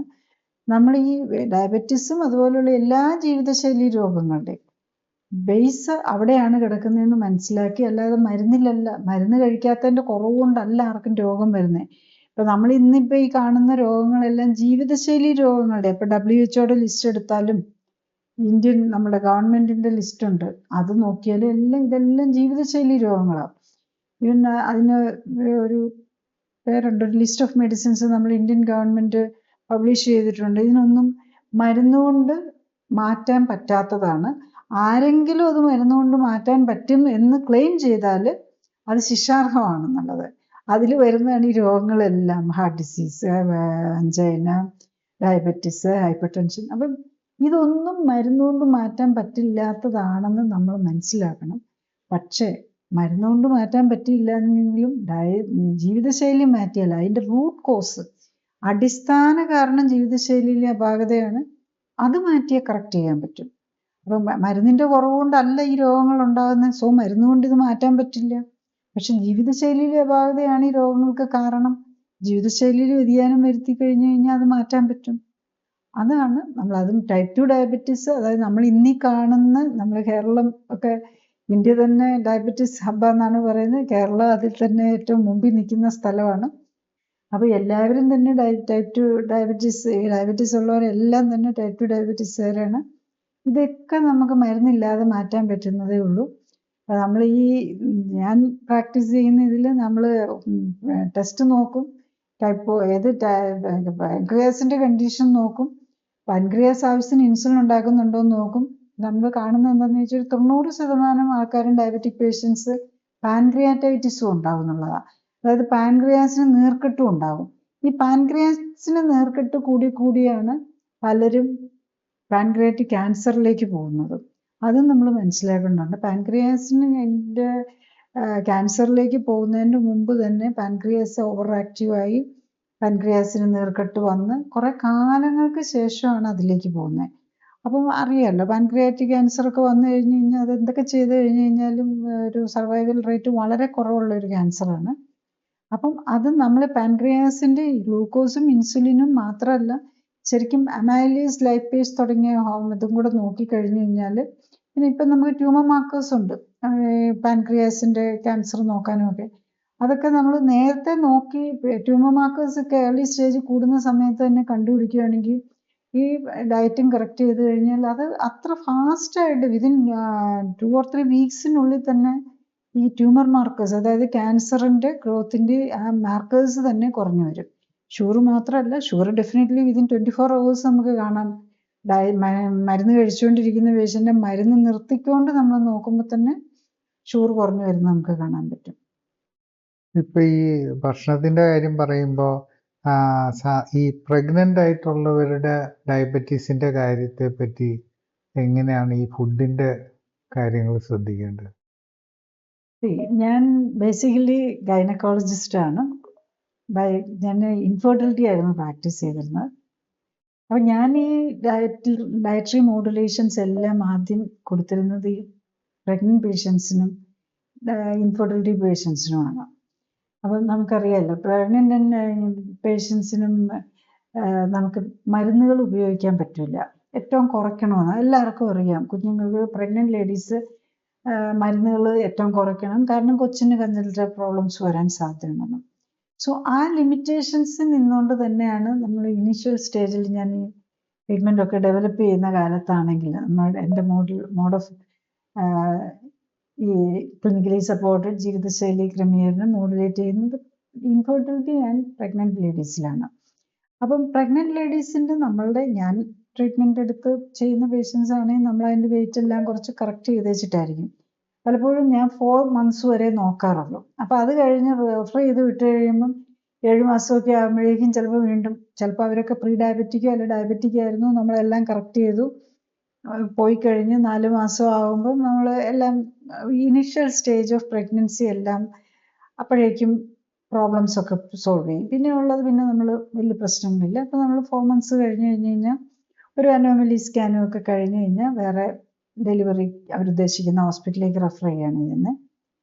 അപ്പം പലപ്പോഴും 8-9 മാസം 7-8 മാസം ആകുമ്പോഴേക്കും പലരും ഡയബറ്റിക് ആയിട്ട് വരും. അപ്പം തിരിച്ചു വരുമ്പോഴും നമുക്ക് പലരും 3-4 നേരം ഇൻസുലിനൊക്കെ എടുത്ത് തുടങ്ങിയിട്ടുണ്ടാകും. അങ്ങനെയുള്ള പേഷ്യൻസ് പോലും ജസ്റ്റേഷണൽ ഡയബറ്റിക് പേഷ്യൻസിനും ഡയബറ്റിസ് എന്നുള്ള ഇതിൽ വന്നു. അതുപോലെ പല പേഷ്യൻസും കാണാറുണ്ട് റിപ്പീറ്റഡ് അബോർഷൻസ്. ഡയബറ്റിക് ആണ്, റിപ്പീറ്റഡ് അബോർഷൻ വരുന്നു, ഇൻസുലിനായിട്ട് അവർ കൺട്രോളിലാക്കി വെച്ചിട്ട് പ്രഗ്നൻ്റ് ആകും, വീണ്ടും അബോർഷൻ വരും, അല്ലെങ്കിൽ പല മിസ്ഹാപ്പനിങ്സ്, പ്രിമച്വർ ഡെലിവറിയും ഒക്കെ വന്ന് കുഞ്ഞുങ്ങൾ നഷ്ടപ്പെട്ട ആൾക്കാർ പേഷ്യൻസ് ഒക്കെ വരാറുണ്ടായിരുന്നു. അന്നൊക്കെ നമ്മൾ ആദ്യം ഈ മെത്തേഡ് അതെല്ലാം തന്നെ ടൈപ്പ് 2 ഡയബറ്റീസാണ്. പ്രഗ്നൻസിയിൽ വരുന്നതും ജസ്റ്റേഷൻ ഡയബറ്റീസ് ടൈപ്പ് 2 ഡയബറ്റീസാണ്. അതിലും ഇത് തന്നെയാണ്, ഡയറ്റ് തന്നെയാണ്. ഡയറ്റിൽ പ്രത്യേകത എന്താണെന്ന് വെച്ച് കഴിഞ്ഞാൽ നമ്മൾ ഡയബറ്റിക് ഡയറ്റ് എന്ന് പറഞ്ഞാൽ കാർബോഹൈഡ്രേറ്റും ഫാറ്റും ആണ് കുറയ്ക്കുന്നത്. ഡയബറ്റിക് പേഷ്യൻസ് ഓവർ വെയിറ്റ് ആണോ അല്ലയോ, അല്ലെങ്കിൽ അവരുടെ മേലത്തെ എക്സസ് ഫാറ്റ് ഉണ്ടോ ഇല്ലയോ എന്ന് നോക്കി, ഫാറ്റ് കൂടുതലാണെങ്കിൽ കാർബോഹൈഡ്രേറ്റ് മാത്രം പോരാ, ഫാറ്റിൻ്റെ അളവും കുറയ്ക്കണം. അപ്പോൾ നമ്മൾ പലരും എന്ത് ചെയ്യുന്നു വെച്ച് കഴിഞ്ഞാൽ ചോറൊക്കെ ഒന്ന് കുറച്ചിട്ട് കുറേ നട്ട്സൊക്കെ എടുത്ത് കഴിക്കും. അതും കൊള്ളൂല. നട്ട്സൊക്കെ കൂടുതൽ കഴിച്ച് വീണ്ടും വെയിറ്റ് വിടുന്ന ഉള്ള ഇൻസുലിനും കൂടി വീണ്ടും വെക്കുകയില്ലെന്നാകും. അപ്പം നട്ട്സ് പോലെയുള്ള ഓയിലി സാധനം, അതായത് കാലറി കുറയ്ക്കണം, കാർബോഹൈഡ്രേറ്റ് ആയിട്ടാണേലും ഓയിലായിട്ടാണേലും. അപ്പോൾ ചിലവരുണ്ട് വെരി ലീൻ ഡയബറ്റിക് പേഷ്യൻസ്. അങ്ങനെയുള്ള അണ്ടർ വെയിറ്റ് ആയി പോയിട്ടുള്ള ഡയബറ്റിക് പേഷ്യൻസിന് കുറച്ചൊക്കെ നമ്മൾ ഓയിൽ ഐറ്റംസ് ലൈക്ക് തേങ്ങയോ ഒക്കെ യൂസ് ചെയ്താലും കുഴപ്പമില്ല. ഇപ്പം ഡയബറ്റിക് പേഷ്യൻസിന് കഴിക്കാവുന്ന ഫ്രൂട്ട് ഏതാണെന്ന് ചോദിച്ചു കഴിഞ്ഞാൽ അണ്ടർ വെയിറ്റ് ഡയബറ്റിക് പേഷ്യൻസിനാണെങ്കിൽ നമ്മൾ ഈ അവോക്കാഡോ ഒക്കെ കഴിക്കാം. അതിനകത്ത് അധികം ഗ്ലൂക്കോസോ അല്ലെങ്കിൽ കാർബോഹൈഡ്രേറ്റ് ഇല്ല, ഒളീക് ആസിഡാണ് അതിനകത്ത് വരുന്ന ഫാറ്റും, അത് നല്ലതാണ്. അത് ശരിക്കും അണ്ടർ വെയിറ്റ് ആയിട്ടുള്ള under wait or normal weight ആയിട്ടുള്ള ഡയബറ്റിക് പേഷ്യൻസിന് ആകാവുന്നതേ ഉള്ളൂ. പക്ഷേ നല്ല ഓവർ വെയിറ്റ് ആയിട്ടുള്ളവരും ഇതെല്ലാം എടുത്ത് കഴിക്കും. നട്ട്സും തേങ്ങയും കശുവണ്ടിയും കപ്പലണ്ടിയും ബദാമും അങ്ങനത്തെ സാധനങ്ങളെല്ലാം എടുത്തത് അവർക്കത് പറ്റില്ല. അതും കൂടെ നമ്മൾ മനസ്സിലാക്കണം. നമ്മൾ ഓരോരുത്തരുടെയും നമ്മളിപ്പോൾ ഈ ക്ലിനിക്കലി സപ്പോർട്ടഡ് ലൈഫ് സ്റ്റൈൽ കറക്ഷനിലും ചെയ്യുന്നത് എന്താണെന്ന് ചോദിച്ചാൽ ശരിക്കും നമ്മൾ അവരുടെ ബോഡിയാണ് കറക്റ്റ് ചെയ്യാൻ നോക്കുന്നത്, അവരുടെ ബോഡി കോമ്പോസിഷൻസ്. ബേസിക്കലി നമ്മുടെ നേച്ചറിന് എല്ലാത്തിനും ഒരു പ്രൊപ്പോർഷൻ ഉണ്ട്. ഇപ്പം നമുക്കറിയാമോ, നമ്മൾ ഈ എയറിനകത്തൊരു പ്രൊപ്പോർഷൻ ഉണ്ട്. അത് തെറ്റിക്കഴിഞ്ഞ് കഴിഞ്ഞാൽ മൊത്തം വ്യത്യാസം വരും. അതിന് അറൗണ്ട് ഒരു 20% or 21% ഓക്സിജൻ ഉണ്ട്, very little amount of carbon dioxide ആണുള്ളത്, മേജർ പാർട്ട് നൈട്രജൻ ആണ്. അങ്ങനെ ആ പ്രൊപ്പോർഷൻ അവിടെ നിൽക്കുന്നുണ്ട്. അതുപോലെ നമുക്ക് ബോഡിക്കും അങ്ങനെ ഒരു പ്രൊപ്പോർഷൻ ഉണ്ട്. നമ്മളുടെ ബോഡിയിൽ ഇത്ര ഓക്സിജൻ ഉണ്ട്, ഇത്ര വാട്ടർ ഉണ്ട്, ഇത്ര ഹൈഡ്രജൻ ഉണ്ട്, ഇത്ര നൈട്രജൻ ഉണ്ട്. അപ്പോൾ ആ പ്രൊപ്പോർഷൻസ് എലമെൻ്റൽ ലെവലിൽ നമ്മൾ കറക്റ്റ് ചെയ്യുക എന്നുള്ളത്. ആക്ച്വലി നമ്മളുടെ വെയിറ്റ് കൂടുമ്പം ഈ ഒബേസിറ്റി ആയിട്ടുള്ളവരുടെ ശരിക്കും അവരുടെ വാട്ടർ കണ്ടൻറ്റും ഓക്സിജൻ കണ്ടൻറ്റും കുറയുകയാണ് ചെയ്യുന്നത്, അവരുടെ കാർബൺ കണ്ടൻറ്റ് കൂടുകയാണ് ചെയ്യുന്നത്. അപ്പം നമ്മളുടെ നേച്ചറുമായിട്ടുള്ള ആ പ്രൊപ്പോർഷൻ തെറ്റുന്നു. അപ്പം അതുകൊണ്ടാണ് അവർ ഏത് രോഗത്തിനാണോ പ്രിഡിസ്പോസ്ഡ്, അവർക്ക് ഏത് ജെനറ്റിക്സ് ആണോ അവർക്കുള്ളത്. അപ്പൊ നമ്മുടെ ഈ പ്രപ്പോർഷൻസ് തെറ്റുമ്പോൾ എന്ത് സംഭവിക്കുമെന്ന് ചോദിച്ചാൽ, ഡയബറ്റീസിന് അച്ഛനും അമ്മയ്ക്കും ഡയബറ്റീസ് ഉള്ള ആൾക്കാണെങ്കിൽ ഡയബറ്റീസ് വരും. ഹൈപ്പർ ടെൻഷനും ഹാർട്ട് ഡിസീസിനും ചാൻസ് ഉണ്ടെങ്കിൽ ചാൻസ് അതിലേക്ക് പോകും. ഇനി ഓട്ടോ ഇമ്മ്യൂൺ ഡിസീസ് ആണ്, ഇപ്പം ആർത്രൈറ്റിസ് എന്തെങ്കിലും ഉള്ളവർക്കാണെങ്കിൽ ഓട്ടോ ഇമ്മ്യൂൺ ഡിസീസിന്റെ കാര്യത്തിൽ വരുമ്പം ഏതിലേക്ക് വേണേലും മാറാം. അമ്മയ്ക്ക് ഫാമിലിയിൽ ആർത്രൈറ്റിസ് ആണെങ്കിൽ ചിലർക്ക് തൈറോയിഡിനായിരിക്കും വരുന്നത്, അല്ല ന്യൂറോളജിക്കൽ ഓട്ടോ ഇമ്മ്യൂൺ ഡിസീസ് ആയിരിക്കും വരുന്നത്. എങ്ങോട്ട് വേണേലും ഷിഫ്റ്റ് ചെയ്യാം. അതാണ് നമ്മൾ മനസ്സിലാക്കേണ്ടത്. ബേസിക്കലി നമ്മളുടെ ബോഡിയുടെ പ്രൊപ്പോർഷൻസ് മാക്രോ ലെവൽ, അതായത് നമ്മുടെ ആ ഷേപ്പ് ഒക്കെ ഉണ്ടല്ലോ, അതാണ് മാക്രോ ലെവൽ എന്ന് പറയുന്നത്. പിന്നെ മൈക്രോ ലെവലിൽ, അത് സെല്ലുലാർ ലെവലിൽ അത് കറക്റ്റ് ചെയ്യുക എന്നുള്ളതാണ് നമ്മൾ കറക്റ്റായിട്ട് ചെയ്യേണ്ടത്. അല്ലാതെ നമുക്ക് ഒരു കാര്യങ്ങൾ കൊണ്ടും നമ്മളുടെ നേച്ചറിന് അത് മരുന്നല്ല. മരുന്നിനൊക്കെ വാല്യൂ ഉണ്ട്. ഇപ്പം ഒരു ഇൻഫെക്ഷൻ വന്നു, ആൻറ്റിവൈറൽ അല്ലെ ആൻറ്റിബയോട്ടിക്, അതിനൊക്കെ വാല്യൂ ഉണ്ട്. അതുപോലെ നമ്മളൊരു പ്രൊട്ടക്റ്റീവായിട്ട് നമ്മുടെ ഇമ്മ്യൂണിറ്റി ബൂസ്റ്റ്, അതൊക്കെ അവർ നമ്മുടെ ഇമ്മ്യൂൺ സിസ്റ്റത്തെ ഹെൽപ്പ് ചെയ്യുകയാണ് ചെയ്യുന്നത്. അതിനും അതിൻ്റെതായ സൈഡ് ഇഫക്റ്റ് വരാം. പക്ഷെ നമുക്കൊരു ഇൻഫെക്ഷനൊക്കെ വരുമ്പം ആൻറ്റിബയോട്ടിക്കും ആൻറ്റിവൈറലും അല്ലെങ്കിൽ വാക്സിനും ഒക്കെ നമ്മുടെ ഇമ്മ്യൂൺ സിസ്റ്റത്തെ ബൂസ്റ്റപ്പ് ചെയ്യുകയാണ് ചെയ്യുന്നത്. ഫൈനലി നമ്മളുടെ ഇമ്മ്യൂൺ സിസ്റ്റം വേണം നമുക്ക് ഹീൽ ചെയ്യാൻ. അപ്പം അത് മനസ്സിലാക്കി നമ്മൾ കറക്റ്റ് ചെയ്യുക. ഇമ്മ്യൂൺ സിസ്റ്റത്തിന് വേണ്ടത് കറക്റ്റ് ന്യൂട്രീഷനാണ് വേണ്ടത്. അതായത് വൈറ്റമിൻസ് വേണം. ഓൾമോസ്റ്റ് 14 വൈറ്റമിൻസ് ഉണ്ട്, 14 മിനറൽസ് ഉണ്ട്, പ്രോട്ടീൻ ഉണ്ട്. പ്രോട്ടീനിൽ തന്നെ ഓൾമോസ്റ്റ് 21 അമിനോ ആസിഡ്സ് ഉണ്ട്.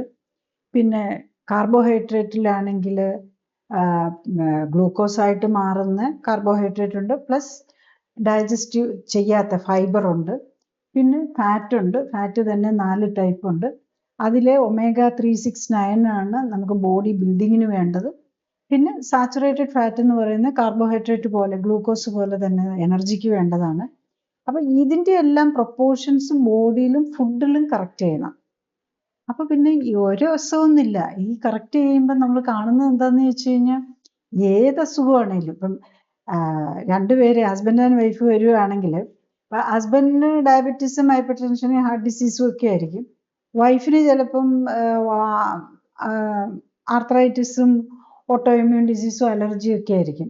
പക്ഷെ രണ്ടുപേർക്കും നമ്മൾ ബേസ് ഒന്ന് തന്നെയായിരിക്കും. അപ്പം അവരുടെ ഫുഡിൽ ഓരോരുത്തർക്കും വേറെ ആയിരിക്കും വേണ്ടി വരുന്നത്. അവർക്ക് പറ്റുന്നത് കറക്റ്റ് ചെയ്യുമ്പോൾ രണ്ടുപേർക്കും ഒരേ രീതിയിൽ തന്നെ എന്തൊക്കെ അസുഖങ്ങളുണ്ടോ, ഒരാൾക്ക് തന്നെ ഒരു അസുഖമായിരിക്കില്ല, എത്ര അസുഖമുണ്ടോ അതിനെല്ലാം പാരലൽ ബെനിഫിറ്റ് കിട്ടുന്നതായിട്ടാണ് കാണുന്നത്. അപ്പം ബേസ് അതാണ് നമ്മൾ മനസ്സിലാക്കണം. നമ്മൾ ബോഡിയെ കറക്റ്റ് ചെയ്ത് കഴിഞ്ഞ് ഈ രോഗങ്ങളെല്ലാം മാറുന്നതേ ഉള്ളൂ. ഇതൊരു ചോദ്യം. 33 വയസ്സാണ്, കൊളസ്ട്രോൾ 220, ഷുഗർ 92, പ്രോബ്ലം ആണോ? മധുരം കഴിക്കാറില്ല, ഫുഡും കുറച്ചിട്ടുണ്ട്.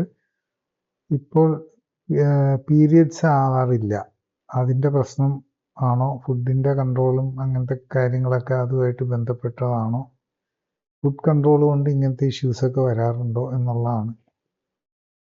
അതിനകത്തുനിന്ന് മാത്രം ഒരു കമന്റ് പറയാൻ പറ്റൂല. ഇപ്പം നമ്മളുടെ ഇന്ത്യൻസിനെ സംബന്ധിച്ച്, പ്രത്യേകിച്ച് മലയാളീസിനെ സംബന്ധിച്ചിടത്തോളം കൊളസ്ട്രോൾ 220 എന്നുള്ളത് ഒരു കൂടിയ വാല്യൂ ആയിട്ട് നമുക്ക് എടുക്കാൻ പറ്റൂല. ഗ്ലൂക്കോസ് നോർമലാണ്. പക്ഷെ ബാക്കി എന്തൊക്കെയാണ് പ്രോബ്ലംസ് എന്നുള്ളതനുസരിച്ചാണ് നമുക്ക് എന്താണെന്ന് അതിനകത്ത് വേറൊന്നും പറയുന്നില്ലല്ലോ. അതുകൊണ്ട് ആ റിപ്പോർട്ടിൻ്റെ ബേസിൽ മാത്രം നമ്മൾ ഒന്നും ചെയ്യേണ്ട കാര്യമില്ല. പിന്നെ ഓവർ വെയിറ്റ് ആണോ, അണ്ടർ വെയിറ്റ് ആണോ, മെൻസസ് കിട്ടുന്നില്ലെങ്കിൽ അത് ഏജ് എത്രയാണെന്നറിയണം. ഓവർ വെയിറ്റിന് മറ്റേ പറയുന്നുണ്ട് 33-ൽ പീരിയഡ്സ് വരുന്നില്ലെങ്കിൽ അതൊരു സം ഹോർമോണൽ പ്രോബ്ലംസ് ഉണ്ട് ഡെഫിനറ്റ്ലി. അപ്പോൾ അതെന്താണെന്ന് കണ്ടുപിടിക്കേണ്ടി വരും. അപ്പോൾ അങ്ങനെ വരുമ്പോൾ നമ്മൾ മറ്റു ഹോർമോണൽ ലെവലുകൾ, തൈറോയിഡ് അല്ലെ ഒബേസിറ്റി ഉണ്ടോ, അങ്ങനത്തെ കാര്യങ്ങൾ. പിന്നെ വൈറ്റമിൻ, നമ്മൾ ഈ ഡയറ്റൊക്കെ നോക്കി കഴിയുമ്പോൾ നമ്മളുടെ ഡയറ്റ് നോക്കുന്നതിൽ അതാണ് ഏറ്റവും നമുക്കൊരു ഒരു പ്രോബ്ലവും അതാണ് നമ്മൾ ഫേസ് ചെയ്യുന്ന. ഇപ്പം ഡയറ്റിലേക്ക് ഇപ്പം ഞാനാണെങ്കിൽ നമ്മൾ ഈ clinically supported life style correction develop ചെയ്യുന്ന സമയത്തും നമ്മൾ ഫേസ് ചെയ്യുന്ന ഏറ്റവും വലിയ പ്രോബ്ലം, എല്ലാ ന്യൂട്രീഷനും ഉണ്ടാവണം, അതേ സമയത്ത് കുറച്ച് കാലറീസേ പാടുള്ളൂ. അപ്പം ഈ കാർബോഹൈഡ്രേറ്റും നമ്മളുടെ ഫുഡെന്ന് പറയുമ്പോൾ സസ്യാഹാരത്തിലെല്ലാം കാർബോഹൈഡ്രേറ്റാണ് മെയിൻ ആയിട്ടുള്ളത്. ന്യൂട്രീഷൻ വളരെ ബാക്കിയുള്ളതെല്ലാം കുറവായിരിക്കും. അപ്പം നമ്മളൊരു 2000 കാലറി ഡയറ്റാണ് അല്ലെ 2500 കാലറി ഡയറ്റാണ് ഒരു ജനറൽ ഡയറ്റായിട്ട് കാണിക്കുന്നത്. അതിനകത്ത് തന്നെ നമ്മൾ എല്ലാ ന്യൂട്രീഷനും കിട്ടിക്കുക എന്ന് പറയുന്നത് വെരി ഡിഫിക്കൽട്ട് കാര്യമാണ്. അതാണ് സാധാരണ ഒരു ഡയറ്റീഷ്യനൊക്കെ ഡിസൈൻ ചെയ്യുന്ന അതാണ്. പക്ഷെ നമ്മളുടെ ഇന്നത്തെ കാലത്ത് ഈ സെഡൻഡറി ലൈഫ്, നമ്മളെല്ലാം മെക്കനൈസ്ഡ് ലൈഫാണ്, നമുക്ക് എനർജിയുടെ ആവശ്യം തീരെ കുറവാണ്. അപ്പോൾ ഓൾറെഡി ഒബേസിറ്റിയും കൂടെ ആണെങ്കിൽ നമുക്ക് വെയിറ്റ് കുറയണ ഒരു 1000 കാലറി ആക്കി കുറച്ചാൽ പോലും വെയിറ്റ് കുറയുകയില്ല. അതാണ് സംഭവിക്കുന്നത്. അപ്പോൾ ശരിക്കും പറഞ്ഞു കഴിഞ്ഞാൽ ഒരു 650 കാലറി ഡയറ്റിലേക്ക് കൊണ്ടുവന്ന് നമ്മളുടെ ആക്ടിവിറ്റീസ് കുറച്ച് കൂട്ടുകയും ചെയ്ത് ഈ 650 കാലറി ഡയറ്റിൽ എല്ലാ ന്യൂട്രീഷനും ഉണ്ടെന്ന് ഉറപ്പാക്കണം. അതായത് നമ്മളുടെ ഫാറ്റൊക്കെ ഉപയോഗിച്ച് പോകണമെങ്കിൽ അതിന് വൈറ്റമിൻസും മിനറൽസും ഇതെല്ലാം വേണം. അപ്പം അതെല്ലാം പ്രത്യേകിച്ച് നമ്മൾ ഈ ഇൻസുലിൻ റെസിസ്റ്റൻസ് ഒക്കെ വന്നു കഴിഞ്ഞാൽ അത് കുറയ്ക്കണമെങ്കിൽ ഈ ഒമേഗ 3 ഒക്കെ ഒരു വെരി ഹൈ ആയിട്ടുള്ള ഡയറ്റ് കൊടുക്കണം. അത് ഹീലിങ്ങിന് വേണ്ടതെല്ലാം ഒമേഗ 3 ആണ് നമ്മുടെ ഹീലിംഗ് എല്ലാം കൺട്രോൾ ചെയ്യുന്നത്. അപ്പം അതെല്ലാം കൂടുതലുള്ള ഒരു ഡയറ്റ് കൊടുക്കുക എന്ന് പറഞ്ഞാൽ നമുക്കൊന്ന് പ്രിസ്ക്രൈബ് ചെയ്യാൻ പറ്റില്ല. അതുകൊണ്ടാണ് നമ്മൾ എല്ലാ ന്യൂട്രീഷനും ഉള്ള ഡയറ്റ് കിട്ടുന്നു എന്ന് ഉറപ്പിക്കാൻ വേണ്ടിയിട്ട് സ്പെഷ്യൽ ഡയറ്റ് തന്നെ കൊടുക്കുന്നത്. അതുകൊണ്ടാണ് ഒരു clinically supported life style correction വരുമ്പോൾ നമുക്ക് പേഷ്യൻറ്റിൻ്റെ ഫുഡ് എന്താണ് അവർ കഴിക്കുന്നതെന്നുള്ളതും അവരുടെ ആക്ടിവിറ്റി എന്താണ് അവർ ചെയ്യുന്നതെന്നുള്ളതിന് ഒരു കൺട്രോൾ നമുക്ക് കിട്ടണം. അപ്പം ആ കൺട്രോള് കിട്ടിക്കൊണ്ട് നമ്മൾ ചെയ്യുമ്പോൾ മാത്രമേ പറ്റുള്ളൂ. അല്ല ഇത് കഴിച്ചു എന്ന് പറഞ്ഞ് നമുക്ക് ചെയ്യാൻ പറ്റില്ല. കാരണം എന്താണെന്ന് വെച്ച് കഴിഞ്ഞാൽ ഒരു എന്തെങ്കിലും ഒരു സാധനം പച്ചയായിട്ടിരിക്കുമ്പോഴുള്ളതും കുക്ക് ചെയ്ത് കഴിയുമ്പോഴുള്ളതും എല്ലാം ന്യൂട്രീഷൻ വേരിയേഷൻ വന്നു പോകും. ഈവൻ ഒരിടത്തുണ്ടാകുന്ന ആപ്പിളിൻ്റെ ന്യൂട്രീഷൻ ബേസ് ആയിരിക്കുകയല്ല വേറൊരിടത്തുണ്ടാകുന്നത്. അപ്പം ഓരോ സാധനത്തിനും അങ്ങനെ മാറിക്കൊണ്ടിരിക്കും. ആകെ സ്റ്റേബിളായിട്ട് കുറച്ചെങ്കിലും നിൽക്കുന്ന കാര്യങ്ങൾ എന്ന് പറയുന്നത് ഈ പ്രോക്സിമേറ്റ് പ്രിൻസിപ്പിൾസ് എന്ന് പറയുന്ന ഫുഡിനകത്ത് വരുന്ന കാർബോഹൈഡ്രേറ്റും ഫാറ്റും മാത്രമാണ്. പ്രോട്ടീൻ്റെ അളവുണ്ടെങ്കിൽ അതിൻ്റെ ഈ അമിനോ ആസിഡ്സിൻ്റെ ഒക്കെ കണ്ടന്റ് വേരി ചെയ്തുകൊണ്ടിരിക്കും. അതാണ് ഏറ്റവും വലിയ ഡിഫിക്കൽട്ടി. ആ പ്രശ്നം സോൾവ് ചെയ്യുന്നതിലൂടെയാണ് ശരിക്കും പറഞ്ഞു കഴിഞ്ഞാൽ നമുക്ക് ഈ റിസൾട്ട് കൊണ്ടുവരാനും പറ്റുന്നത്. അപ്പം അതനുസരിച്ച് പേഷ്യൻറ്റും അഡ്ജസ്റ്റ് ചെയ്യാനും കൂടെ വില്ലിങ് ആകണമെന്ന് മാത്രം. ഈ ഡയബറ്റീസിൻ്റെ മരുന്നുകൾക്കോ ഇൻസുലിനൊക്കെ അലർജി ഉള്ള ആൾക്കാർ ഉണ്ടെന്നാണ് പറയുന്നത്. അപ്പോൾ അങ്ങനെയുള്ളവർ ഈ ഫുഡിൻ്റെ കാര്യത്തിൽ എന്തായിരിക്കും അവരുടെ അവർ എങ്ങനെയാണ് ശ്രദ്ധിക്കേണ്ടത്? ഡയബറ്റിസ് അലർജി ഉണ്ടെന്ന് പറയുമ്പോൾ ടാബ്ലറ്റ് കഴിക്കുന്നതായിരിക്കുമല്ലോ. ശരിക്കും ഡയബറ്റിസിന് ഒരു സൊല്യൂഷൻ അല്ല മരുന്ന്. വേണേൽ ഒരു ഷോർട്ട് ടൈം പെട്ടെന്ന് എല്ലാം ഒന്ന് ഇത് ചെയ്യാനായിട്ട് യൂസ് ചെയ്യുക. ഡയബറ്റീസുകാർ ഡയറ്റ് കൊണ്ട് തന്നെ ഡയറ്റും എക്സസൈസും വെച്ച് തന്നെ ടൈപ്പ് 2 ഡയബറ്റീസ് ഡയറ്റും എക്സസൈസും വെച്ച് തന്നെ കൺട്രോൾ ചെയ്യണം. അല്ലാതെ അവരുടെ ഡയബറ്റീസ് മാറാൻ പോകുന്നില്ല. അവർ മരുന്ന് കഴിച്ചുകൊണ്ടിരിക്കും. കൂടുതൽ ഡെപ്തിലേക്ക് അവർ പ്രോബ്ലത്തിലേക്ക് പോകുള്ളൂ. ബേസിക്കലി നമ്മൾ പറയുമല്ലോ ഈ ഫ്ലൈസ് ലൈറ്റ് കണ്ട് അട്രാക്ട് ചെയ്ത് അതിലേക്ക് വന്ന് വീഴുകയാണല്ലോ ചെയ്യുന്നത്. തീയിലേക്ക് ഫ്ലൈസ് വന്ന് അട്രാക്റ്റഡ് ആയിട്ട് അവർ വീഴുന്ന പോലെ മനുഷ്യൻ എന്താ ചെയ്യുന്നതെന്ന് ചോദിച്ചാൽ മനുഷ്യൻ ഭക്ഷണം കണ്ട് അട്രാക്റ്റഡ് ആയിട്ട് അതിലേക്ക് നമ്മൾ വീഴുകയാണ് ചെയ്യുന്നത്. അങ്ങനെയാണ് നമ്മൾ ഓരോരോ അസുഖങ്ങളിൽ നിന്നും പിന്നെയും നമ്മൾ കയറി പോകുന്നത്. അപ്പം നമ്മൾ ഓരോ മരുന്ന് കഴിക്കുന്നതനുസരിച്ച് ഡയബറ്റീസിന് വേണ്ടിയിട്ട് ഏത് മരുന്ന് കഴിച്ചു കഴിഞ്ഞാലും ഇൻസുലിൻ എടുത്തു കഴിഞ്ഞ് കഴിഞ്ഞാലും മറ്റ് ടാബ്ലറ്റ് കഴിക്കുമ്പോഴേക്കും നമ്മുടെ വിശപ്പ് കൂട്ടുമായിരിക്കും അത് ചെയ്യുന്നത്. അപ്പോൾ വിശപ്പ് കൂടുന്നതനുസരിച്ച് നമ്മൾ വീണ്ടും ഭക്ഷണത്തിലേക്കുള്ള ഇത് വരും. നമ്മുടെ വെയിറ്റ് വീണ്ടും കൂടിക്കൊണ്ടിരിക്കും. അതനുസരിച്ച് നമ്മളുടെ ഡയബറ്റീസ് കൺട്രോൾ പോയിക്കൊണ്ടിരിക്കും. ഷുഗർ കൺട്രോൾ ആണെന്ന് തോന്നിയിട്ടുണ്ടെങ്കിലും നമ്മുടെ HbA1c ഒന്നും ആർക്കും ഇപ്പം അതുകൊണ്ടാണല്ലോ പണ്ടൊക്കെ നമ്മൾ HbA1c 5.5 താഴെ നോർമലായിട്ട് ഓക്കെ ഡയബറ്റിക് പേഷ്യൻറ്റ് 6 ആണെങ്കിലും കുഴപ്പമില്ല എന്നായിരുന്നു നമ്മൾ പണ്ട് വെച്ചിരുന്നത്. പിന്നെ അത് 7 ആയി. ഇപ്പോൾ 8 ആയാലും കുഴപ്പമില്ലെന്നാണ്. കാരണം HbA1c 8 പോലും കൊണ്ടുവരാൻ ആരെ കൊണ്ടും പറ്റുന്നില്ല. അപ്പം നമ്മൾ ഈ എത്ര ഡയബറ്റിക് മരുന്നുകൾ എടുത്തുകൊണ്ടിരിക്കുന്ന പേഷ്യൻസ് ഉണ്ട് നമ്മൾ കാണുന്നുള്ളതാണ്. ആർക്കും തന്നെ 7 കണ്ണൂർ തന്നെ വളരെ കുറവാണ്. ഈ 7 താഴെയുള്ളവർ മിക്കവാറും പേരും മരുന്നല്ല ഒരു സൈഡിൽ കൂടെ ഉണ്ടാവും. HbA1c ഒക്കെ അങ്ങ് 8, 9, 10, 11 ഈവൻ 15 വരെയുള്ളവരെ കാണാറുണ്ടെന്നുള്ളതാണ് ഈ മരുന്നൊക്കെ എടുക്കുന്നുണ്ടെങ്കിലും. അപ്പം അതിൻ്റെ അർത്ഥം അതൊന്നും ഇഫക്റ്റീവ് ആകുന്നില്ല എന്നുള്ളതാണ്. അപ്പം നമ്മൾ ബേസിക്കലി നമ്മൾ തന്നെ ഒന്ന് നോക്കുക. ഡയബറ്റിക് പേഷ്യൻ്റ്, നമ്മൾ ഡയറ്റിനെ കുറിച്ചാണല്ലോ ഡിസ്കസ് ചെയ്യുന്നത്. ഡയബറ്റിക് പേഷ്യൻസ് എന്താ ചെയ്യുന്നത്? ഇച്ചിരി ഷുഗർ കൂടിയെന്നും പറഞ്ഞുകൊണ്ട് പെട്ടെന്ന് ഇത് വരികയില്ല. നമ്മൾ ഇപ്പം ഡയറ്റ് നമ്മൾ പറയുമല്ലോ, ഫാസ്റ്റിംഗ് എടുക്കുമ്പം നമ്മൾ ഇൻസുലിൻ എടുക്കുന്നവരാണെങ്കിലും ഇതെടുക്കുന്നില്ലല്ലോ, ഇൻസുലിൻ എടുക്കാതെയാണല്ലോ ഒരു ദിവസം ഒരു വയർനെസ്സും വരും എന്തെങ്കിലുമൊക്കെ ചെയ്യുമ്പോൾ. ശരിക്കും നമ്മളുടെ ഡയറ്റിൽ ഡയബറ്റീസും ഗ്ലൂക്കോസ് കൂടുതലുള്ള ഒരാൾ ചെയ്യേണ്ടത് എന്താണെന്ന് ചോദിച്ചാൽ, നമ്മൾ മലയാളികൾ പിന്നെ എല്ലാവരും തന്നെ നോൺ വെജ് ഇഷ്ടമുള്ളവരാണ്. അപ്പം കാർബോഹൈഡ്രേറ്റ് ഇല്ലാത്ത ഡയറ്റ്, കാർബോഹൈഡ്രേറ്റ് ഇല്ലാത്തത് ഫിഷ്, മീറ്റ്, എഗ്ഗ് പോലെയുള്ള സാധനങ്ങളിലാണ് കാർബോഹൈഡ്രേറ്റ് ഇല്ലാത്തത്. അപ്പം അതും കുറച്ച് ലീഫി വെജിറ്റബിൾ, പിന്നെ കാർബോഹൈഡ്രേറ്റ് നോൺ വെജ് ഫുഡിലെ ഒരു ഡെഫിഷ്യൻസി എന്താണെന്ന് ചോദിച്ചു കഴിഞ്ഞാൽ, അതിൽ വെരി ഹൈ പ്രോട്ടീൻ ഉണ്ടാവും. പക്ഷെ അതിൻ്റെ ഡെഫിഷ്യൻസി എന്താണെന്ന് വെച്ചാൽ ഡയറ്ററി ഫൈബർ ഇല്ല. അപ്പോൾ ഡയറ്ററി ഫൈബർ ഏറ്റവും റിച്ച് ആയിട്ടുള്ളത്, ഡയറ്ററി ഫൈബർ പ്ലാന്റ് ഫുഡിലേ ഉള്ളൂ. അതിൽ തന്നെ ഏറ്റവും റിച്ച് ആയിട്ടുള്ള ലീഫി വെജിറ്റബിളാണ്. അപ്പോൾ ലീഫി വെജിറ്റബിളിലാണ് ഏറ്റവും കൂടുതൽ മിനറൽസും വൈറ്റമിൻസും ഒക്കെ ഉള്ളത്. അപ്പം അവരെന്താ ചെയ്യേണ്ടതെന്ന് ചോദിച്ചു കഴിഞ്ഞാൽ, ഡയബറ്റിക് പേഷ്യൻസ് ലീഫി വെജിറ്റബിളും നോൺ വെജ് ഐറ്റംസും, if you are non veg കഴിക്കുന്നവരാണല്ലോ, ഫിഷോ മീറ്റോ എഗ്ഗോ ഏതെങ്കിലും, അതൊരു മാക്സിമം ഒരു 200 ഗ്രാമിൻ്റെ ആവശ്യമേ വരുന്നുള്ളൂ. ഒരു 200 ഗ്രാം മാക്സിമം ഫിഷോ മീറ്റോ എഗ്ഗ്. ഇപ്പോൾ ഒരു എഗ്ഗ് എന്ന് പറഞ്ഞു കഴിഞ്ഞാൽ ഓൾമോസ്റ്റ് 50 ഗ്രാം വരും. അതും ഒരു 100 to 200 ഗ്രാം ലീഫി വെജിറ്റബിളും ആകാം. Take it 200 gram of leafy വെജിറ്റബിളും 200 ഗ്രാം ഓഫ് നോൺ വെജ് ഐറ്റംസും എടുക്കാം. അത് കഴിച്ച് ഒരു ദിവസം നോക്കുക. അത് ഒരു സൂപ്പ് പോലെയോ വോട്ടെവർ ഫോർമാറ്റ് ആയിട്ടും. 400 ഗ്രാം രണ്ടും കൂടെ വരുമ്പോൾ നല്ലൊരു ക്വാണ്ടിറ്റി ഉണ്ട്. അത് കുക്ക് ചെയ്ത് കഴിയുമ്പോൾ ഈസി ആയിട്ട് 3 നേരം കഴിക്കാനുള്ള ഇതുണ്ടാകും. അതൊന്ന് മാത്രം കഴിച്ചിട്ട് ഒറ്റ ദിവസം ഒന്ന് ഷുഗർ നോക്കുക. ഡെഫിനറ്റ്ലി ഷുഗർ കൺട്രോൾ ആകും, നമ്മുടെ വിശപ്പും കൺട്രോൾ ആകും. പിന്നെ ഒത്തിരി മരുന്നുകളും കുറേ മരുന്നൊക്കെ എടുത്തുകൊണ്ടിരിക്കുന്നു. ഇതൊക്കെ ഞാൻ പറയുന്നത് ഒരു ഗുളികയിലൊക്കെ 2 ഗുളികയിലൊക്കെ നിൽക്കുന്നവരാണെങ്കിലാണ്. അത് കഴിഞ്ഞ് ഷുഗർ കൺട്രോൾ ആയി കഴിഞ്ഞാൽ നന്നായിട്ട് ഷുഗർ, എന്നിട്ട് അതിൻ്റെ കൂടെ കുറച്ച് എക്സസൈസ്, എന്തെങ്കിലും അറിയാവുന്ന എന്തെങ്കിലും കുറച്ച് എക്സസൈസും ചെയ്യുക, ഓർ നടക്കുകയോ ഓടുകയോ ഫ്ലോർ എക്സസൈസോ വോട്ടെവർ ഇതുണ്ട്. അതുകൊണ്ട് തന്നെ ഷുഗർ കൺട്രോൾ ആകുന്നത് നമുക്ക് കാണാം. അത് കഴിഞ്ഞ് കഴിഞ്ഞാൽ പതുക്കെ നല്ല ഷുഗർ കൺട്രോളായി ഒരു 120 ഭക്ഷണത്തിന് ശേഷമുള്ള ഒരു ഷുഗർ. കാരണം ഇതിനകത്ത് കാർബോഹൈഡ്രേറ്റ് ഇല്ലല്ലോ, കാര്യമായിട്ട് ലീഫി വെജിറ്റബിൾസിൽ ഉള്ള കാർബോഹൈഡ്രേറ്റ് അബ്സോർബ് ചെയ്യാൻ പറ്റില്ല, കാര്യമായിട്ട് അബ്സോർപ്ഷൻ വരികയില്ല. കാരണം അത് സെല്ലുലോസ് ഫോർമാറ്റാണ്, നമ്മുടെ ബോഡിക്ക് ഡൈജസ്റ്റ് ചെയ്യാൻ പറ്റില്ല.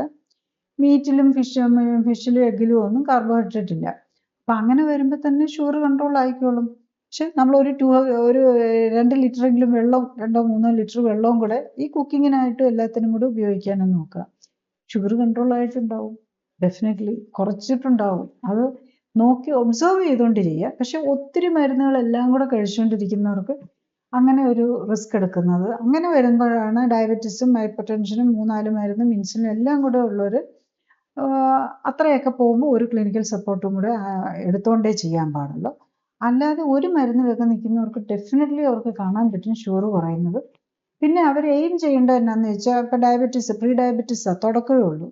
അവർ എയിം ചെയ്യേണ്ടത് ഇതാണ്, ടിൽ അവരുടെ വെയിറ്റ് നോർമലായി, കൊടവയറ് പോയി, ഒരു ഇപ്പോൾ ഹൈറ്റ് -110 ആണ് നമ്മൾ ഐഡിയൽ വെയിറ്റ് എന്ന് പറയുന്നത്.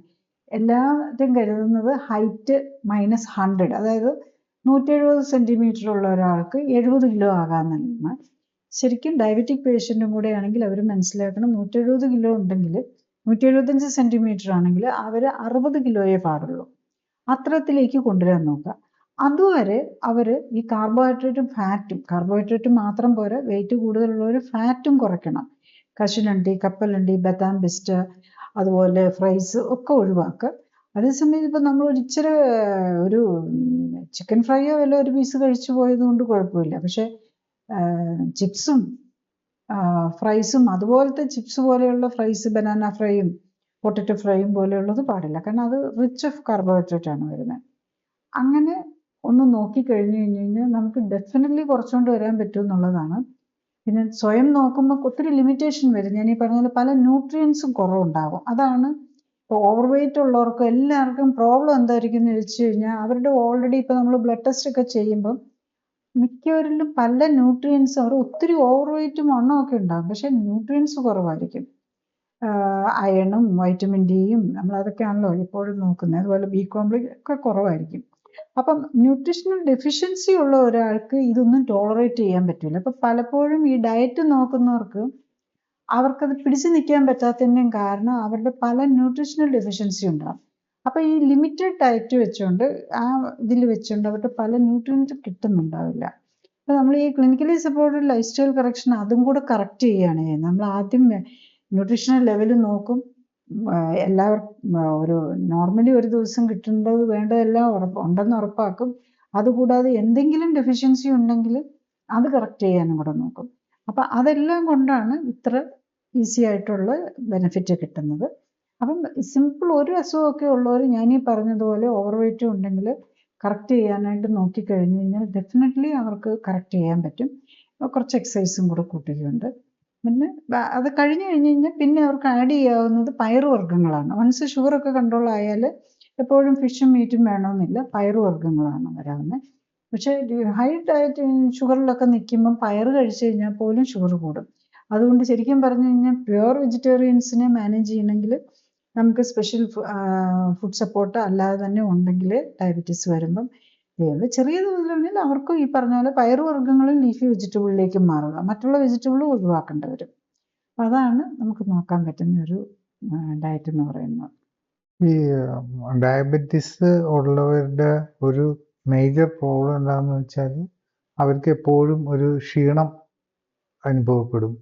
അതുകൊണ്ട് തന്നെ അവർക്ക് ആ ക്ഷീണം മാറാനായിട്ട് അവർക്ക് എനർജി വേണം എന്നുള്ള ആ ചിന്തയിൽ കാലറി കഴിക്കുക എന്നുള്ളത് ഒരു ആവശ്യമായി മാറുന്ന പോലെയാണ്.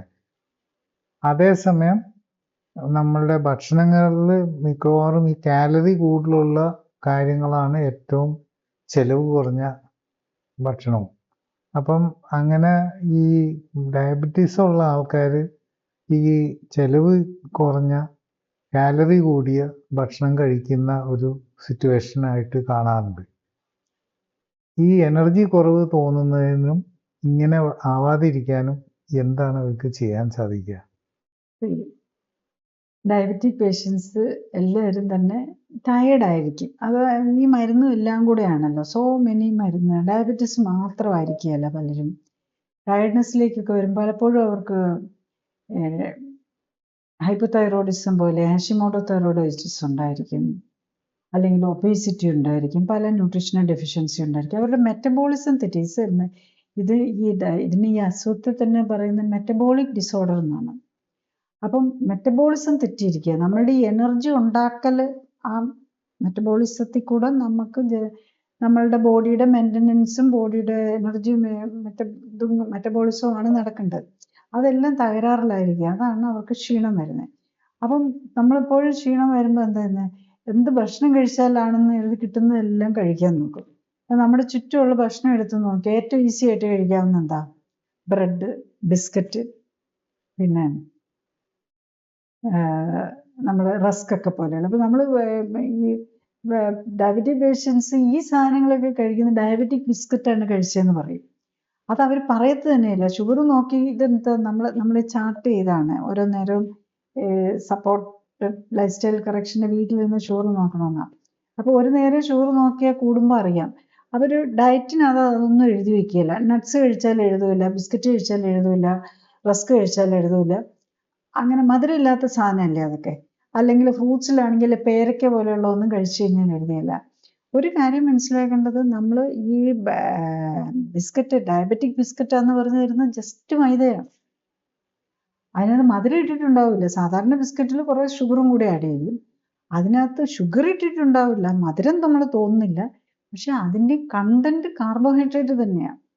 മധുരമില്ലാത്ത ഫ്രൂട്ട്സ് ആണെങ്കിലും അതും കാർബോഹൈഡ്രേറ്റ്. ഉള്ളി തിങ് അതിനെ ഡൈജസ്റ്റ് ചെയ്ത് ഗ്ലൂക്കോസ് ആക്കി മാറ്റും. ഇപ്പം നമ്മൾ 100 ഗ്രാം പേരയ്ക്ക എടുത്താലും 100 ഗ്രാം നല്ല മധുരമുള്ള വാഴപ്പഴം കഴിച്ചു കഴിഞ്ഞ് കഴിഞ്ഞാലും ഏകദേശം അവസാനം ഡൈജസ്റ്റ് ചെയ്ത് വരുമ്പോഴേക്കും ഗ്ലൂക്കോസിൻ്റെ കാരണം പേരയ്ക്കയ്ക്ക് മധുരം ഉണ്ടാവില്ല, മറ്റേതിന് നല്ല മധുരം ഉണ്ടാവും. അത്രയും വ്യത്യാസമേ ഉള്ളൂ. അപ്പം നമ്മൾ ആ കാർബോഹൈഡ്രേറ്റിന്റെ കണ്ടന്റ്, ഇപ്പം നമ്മൾ ചോറ്, പഞ്ചസാര ഒരു കാപ്പിക്ക് പോലും മധുരം ഇടാതെ നമ്മൾ കുടിക്കുന്നു, ഡയബറ്റിക് പേഷ്യൻ്റ്. പക്ഷെ നമ്മൾ കഴിക്കുന്നത് എന്താ? ചോറ്.